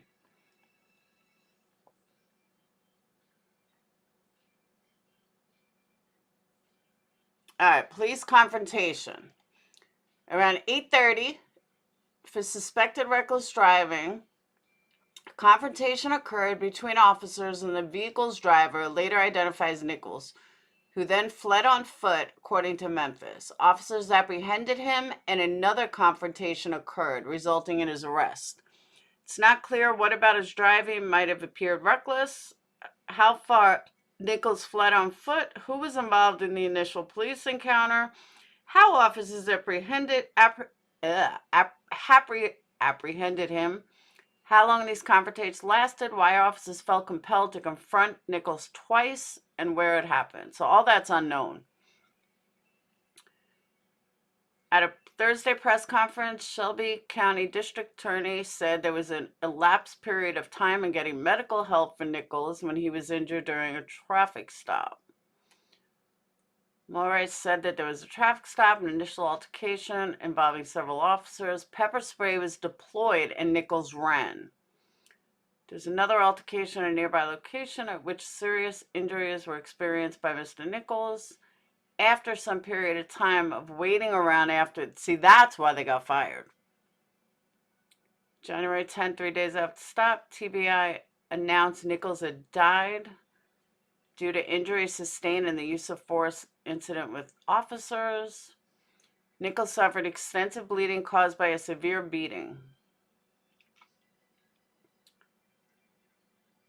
We can state the preliminary findings indicate Tyree suffered extensive bleeding caused by a severe beating, and that is observed injuries are consistent with what the family and attorneys witnessed on the video of his fatal encounter with police. CNN has asked Crumb for a copy of the autopsy commissioned by the family, but he said the full report is not yet ready. Officials have also not released Nichols' autopsy. After the initial investigation, they identified and fired 5 officers. Bean, Demetrius, Haley, Emmett Martin, Desmond Mills, Justin Smith, terminated for failing in their excessive use of force, duty to intervene, and duty to render aid. They each been charged with second-degree murder, aggravated assault, 2 charges of aggravated kidnapping, 2 charges of official misconduct, and 1 charge of official oppression. Although all 5 officers have been charged, it's unclear what role each officer played in the incident. A statement from the Memphis Police Association, the union representing the officers, declined to comment. So there's just a lot we don't know.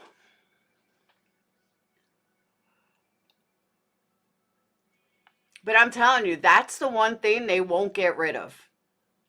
They can't argue why they didn't get medical help. That's the one part of this they will not be able to get out of.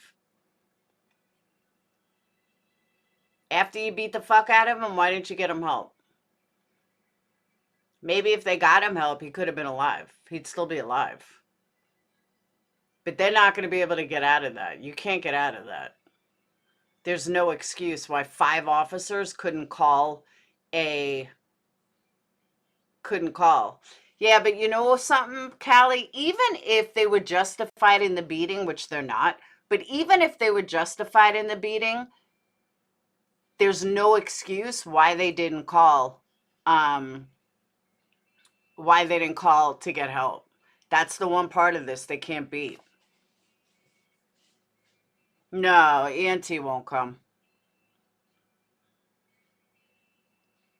But, you know, even if they were to beat the others, you can't beat that. That's an automatic.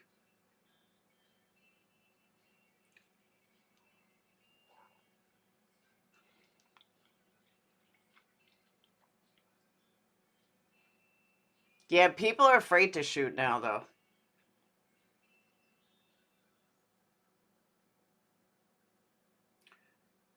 Sometime after 6 p.m. You think they're editing it?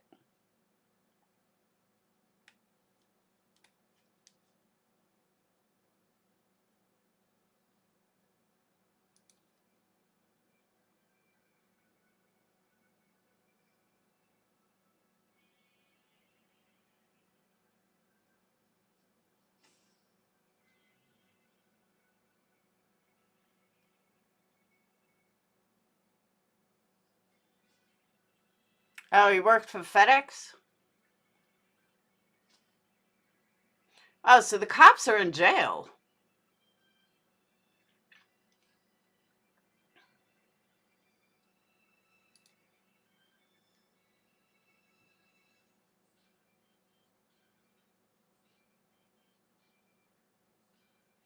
He couldn't have had that much of a criminal record if he worked for FedEx.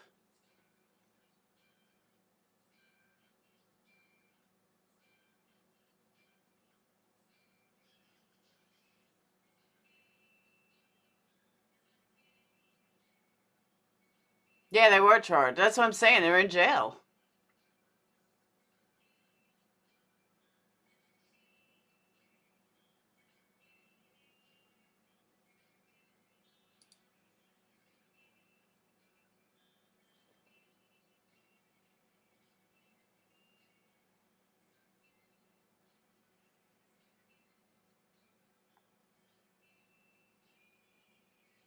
Martin was released from jail on a $350,000 bond. Smith, Bean, and Mills had been released after each posting a $250,000 bond. And Haley remained in jail as of Friday morning, which would be now. Red Shelby County Schools announced all after-school events will be canceled.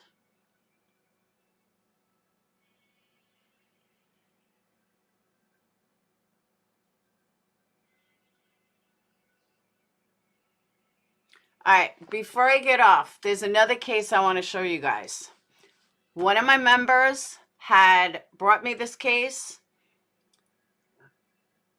I want to know if you guys are interested in it. I'm going to play someone else's video before I do some deep diving in it. It's about probably 15, 20 minutes that she explains it. And I want to know what you guys think of it. So hold on, let me find it.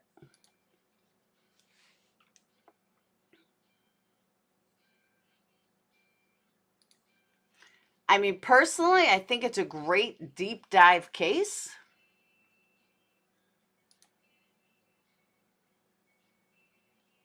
Let me pull it up.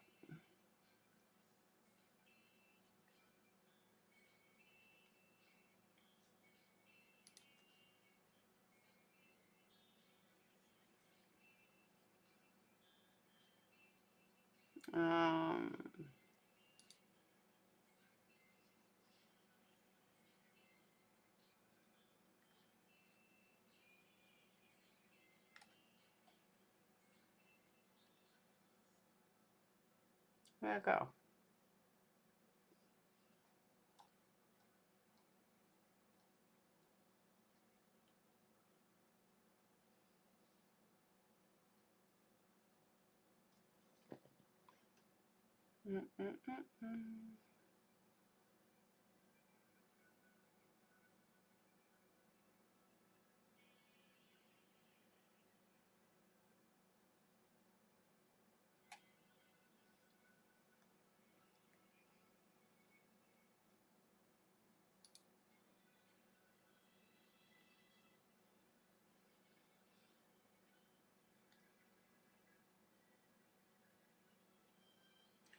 Where'd it go?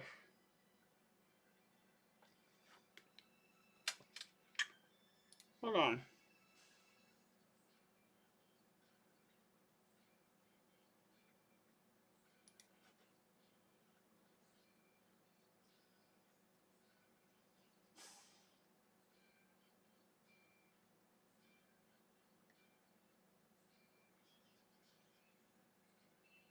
Oh, I know why. Hold on.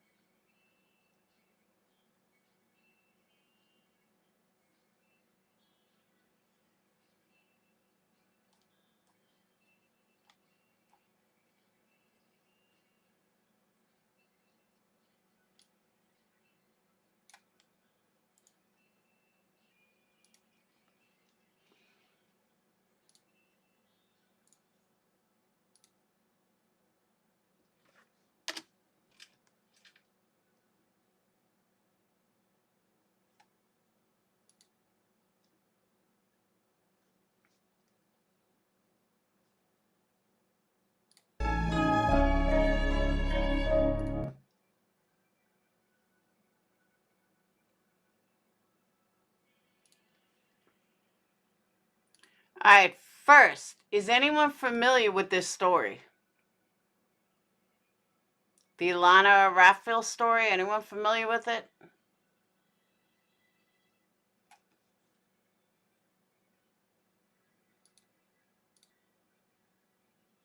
Was the last couple of hours? What did I miss?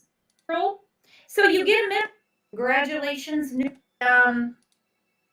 blood splatter in the place that they found her or on the car right beside her.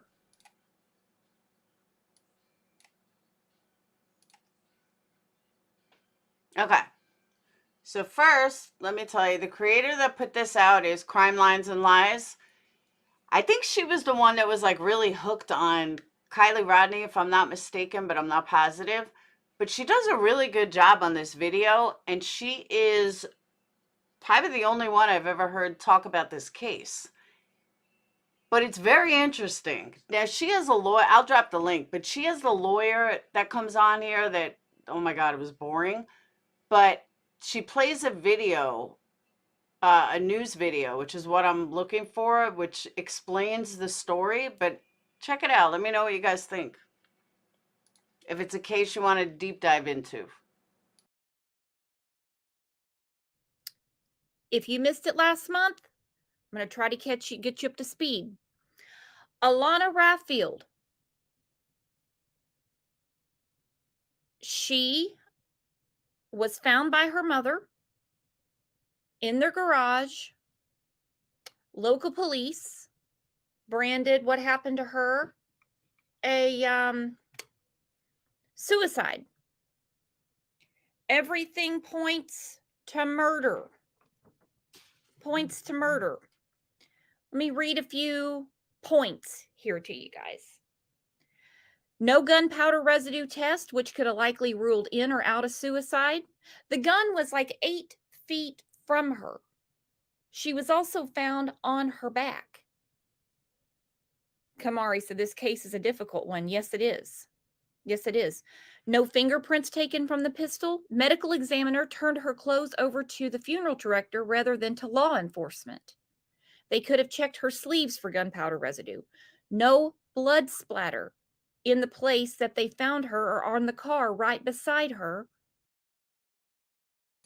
Okay, now that, when I heard that, perked up my ears.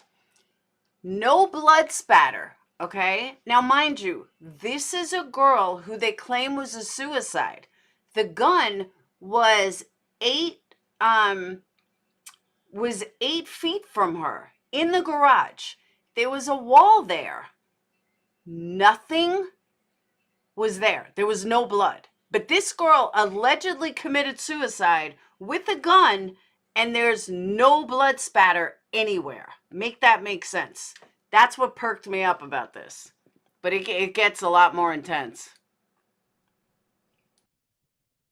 Through the headshot. Trigger warning. The dogs inside with the family did not alert to the sound of gunfire. They didn't wake up from the sound of a gunshot. Teenage females in general, normally do not use a gun. They don't do anything of violence. They'll use pills, go to sleep. Law enforcement in this case has made a lot of mistakes in Prague, Oklahoma, and they do not want to right the wrong. I don't know if it's out of embarrassment. I don't know what it is. I have no idea.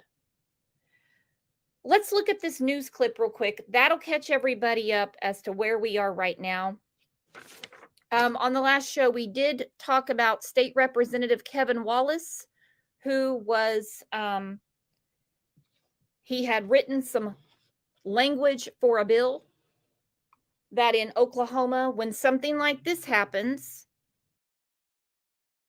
No, that's the other thing, Callie. No exit wound, no entrance wound, and they never found the shell. That was the other catch of this. They never found the shell. So she obviously wasn't killed there. But they still ruled it as suicide. Oklahoma State Bureau of Investigation has to be involved. has to be involved. They can't just wing it and do it on their own anymore. They have to get them involved. So look at this news clip. I'm going to bring up a special guest who works. Okay, now mind you, what she's saying is she lives in Oklahoma. That's a new Oklahoma law. So it's not like they believe someone else is involved. I mean, that, you know, they brought in another party. It's now Oklahoma law. She explains it in the video. I mean, I'm not going to play the whole thing. It's almost 2 hours, but just to give you an idea. Works at a law firm. And, well, you know what? He'll explain when he comes up. Hang on one second, guys.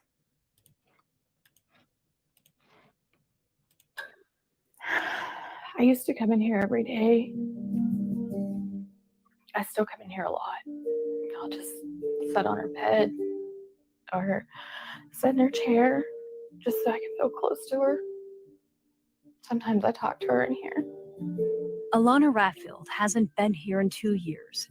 It still smells like her. She was Heather's only child, just 14 years old. Her true uniform's still on the floor. I can't even bring myself to pick it up. 2 years it's been there, untouched. Probably forever. I can't. About 6:15 that morning, December 8th, 2020. Heather got up to let the dogs out, and I was in there getting ready for work. And heard something in the garage. It was his wife, crying. Heather was kneeling down next to Alana, and she was lying on the ground, flat out on her back. So we called 911. And police showed up. They kept asking us questions about, is she left-handed? Was she in a physical altercation the night before or anything? Because she had bruises on her abdomen, and there was a gunshot on her left side. Alana is right-handed, but a gunshot went through the left side of her head and exited the right. No bullets or bullet holes have ever been found. There was no note, and Kevin and Heather say they never heard the sound of a gunshot in their small home. It wasn't unusual for Alana to get up in the middle of the night to let out her puppy, but what was unusual is the way she was found. To be standing like this, facing out that way, there's a big blank wall there that there would be a bullet hole. There was nothing. And still isn't. What little evidence Alana's parents believe. No, there was a bullet hole.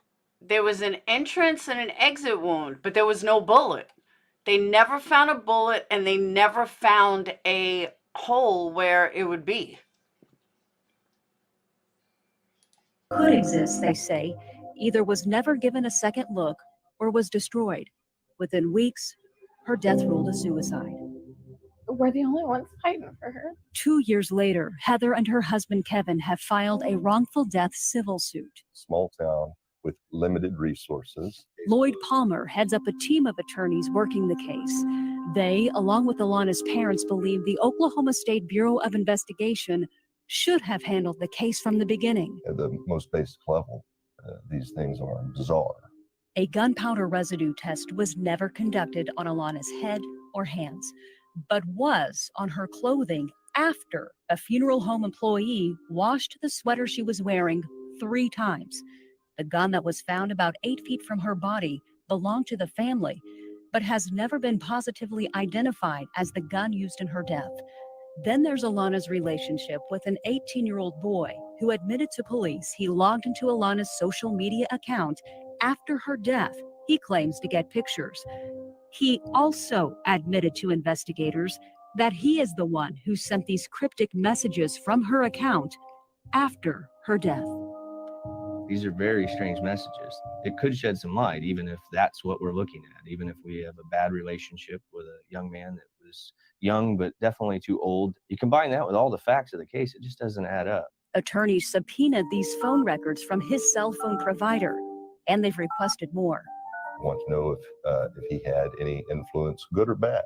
Police did search his phone for a disturbing video the boy told police he had that detailed how to make a murder look like a suicide. But his cell phone location would reveal perhaps the most telling evidence of all, where he was at the time of Alana's death. While the teen has been served with this civil suit, News 4 is not naming him because he's never been arrested on any criminal complaints in Alana's death. If he's in the same town where he said he was not, then I don't think this is going to be our job anymore. This should not be in civil court at that matter. It should be prosecuted. The Prague Police Department says they closed the case. The OSBI says they never opened one. The district attorney's office tells News 4 it is an open investigation. The unanswered questions in this case are just as conflicting as the case's status. Open or closed, murder or suicide. That's probably the hardest thing is parents is not knowing. I would love to have justice for her. How many cases like this is there out there in the world? Just this afternoon, Heather and her husband got a phone call from State Representative Kevin Wallace's office informing them that language for a bill is being drafted that will require the OSBI to investigate crime scenes or cases like Alana's instead of police departments without the proper resources.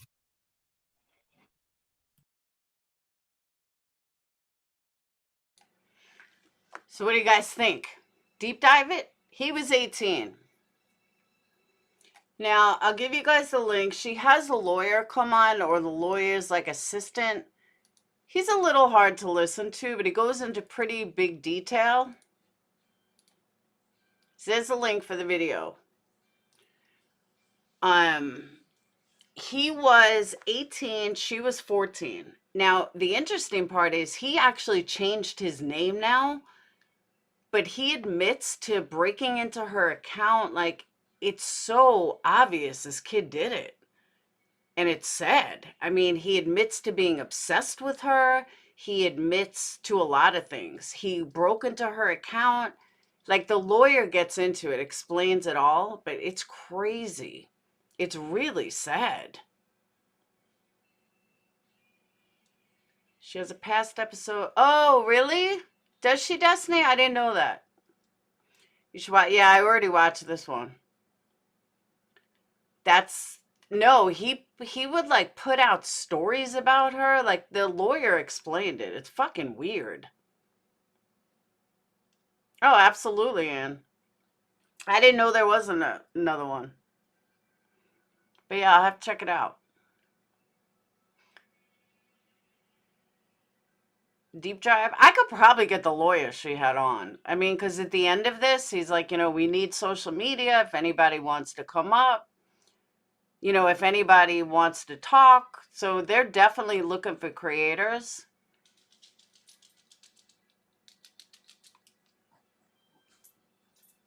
The channel is Crime Lines and Lies.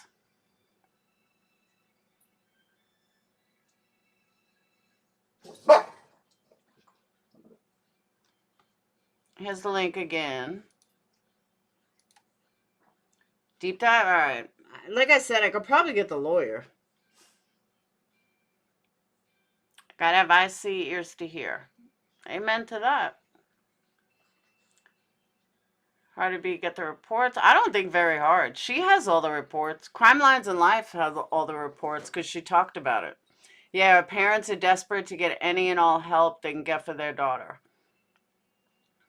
That was the impression I got from the attorney, too.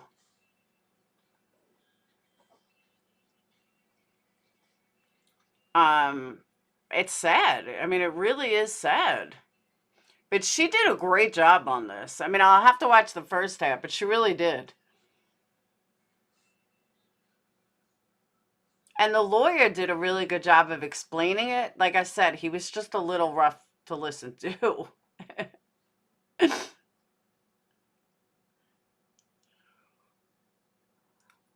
Oh, has she been covering Coburger? Is she the one that was like crazy into Kylie Rodney?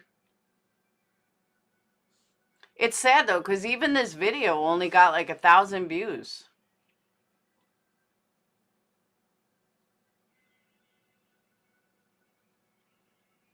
People don't really like new cases. But this one piqued my interest because of that. Like, this is a 14-year-old girl who is basically being stalked by this guy. why wouldn't this guy be arrested? It's weird.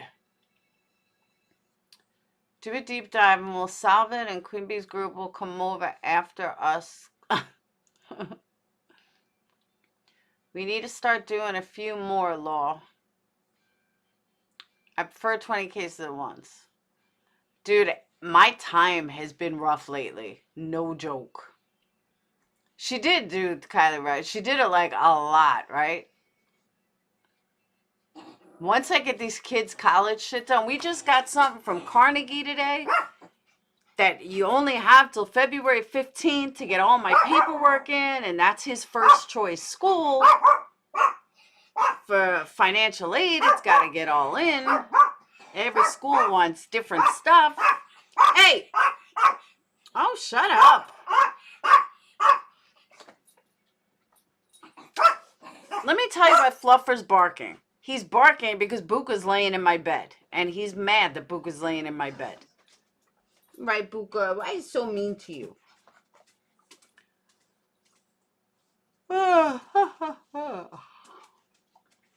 She didn't get a gun, but that's what I'm thinking. Now, I have heard. Thank you, Crystal.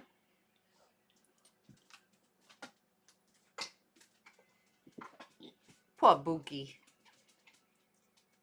He gets bullied by a little 4-pounder.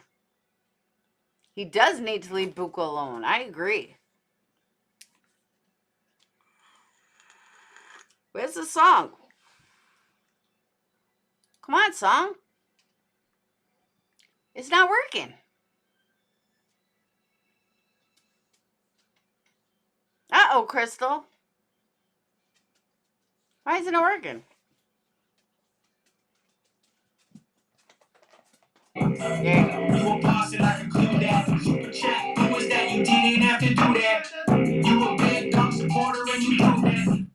Thank you, Crystal. I was like, why isn't it playing? Come here. Leave Buka alone, you big meanie. You big bully. You big bully. You're a bully. You're a little 4-pound bully. He doesn't want to play with you. Buka's like hiding behind me. Poor Winston. Poor Winsty. Super curious on what evidence was found on little Mikey Vaughn. Don't know. Monkey? That Mikey Vaughn? Song says you're not the boss of me, Laura. I know, right? Crystal owns me. She does. Fluffer just walked away with his head down. My big dog is a mix. He's part Newfoundland, flat coat retriever. I think he's got a little Saint Bernard in him because his face kind of looks Saint Bernard. He is golden retriever. He's a whole bunch of mutt. A few new pieces were sent to lab. Yeah, I heard that.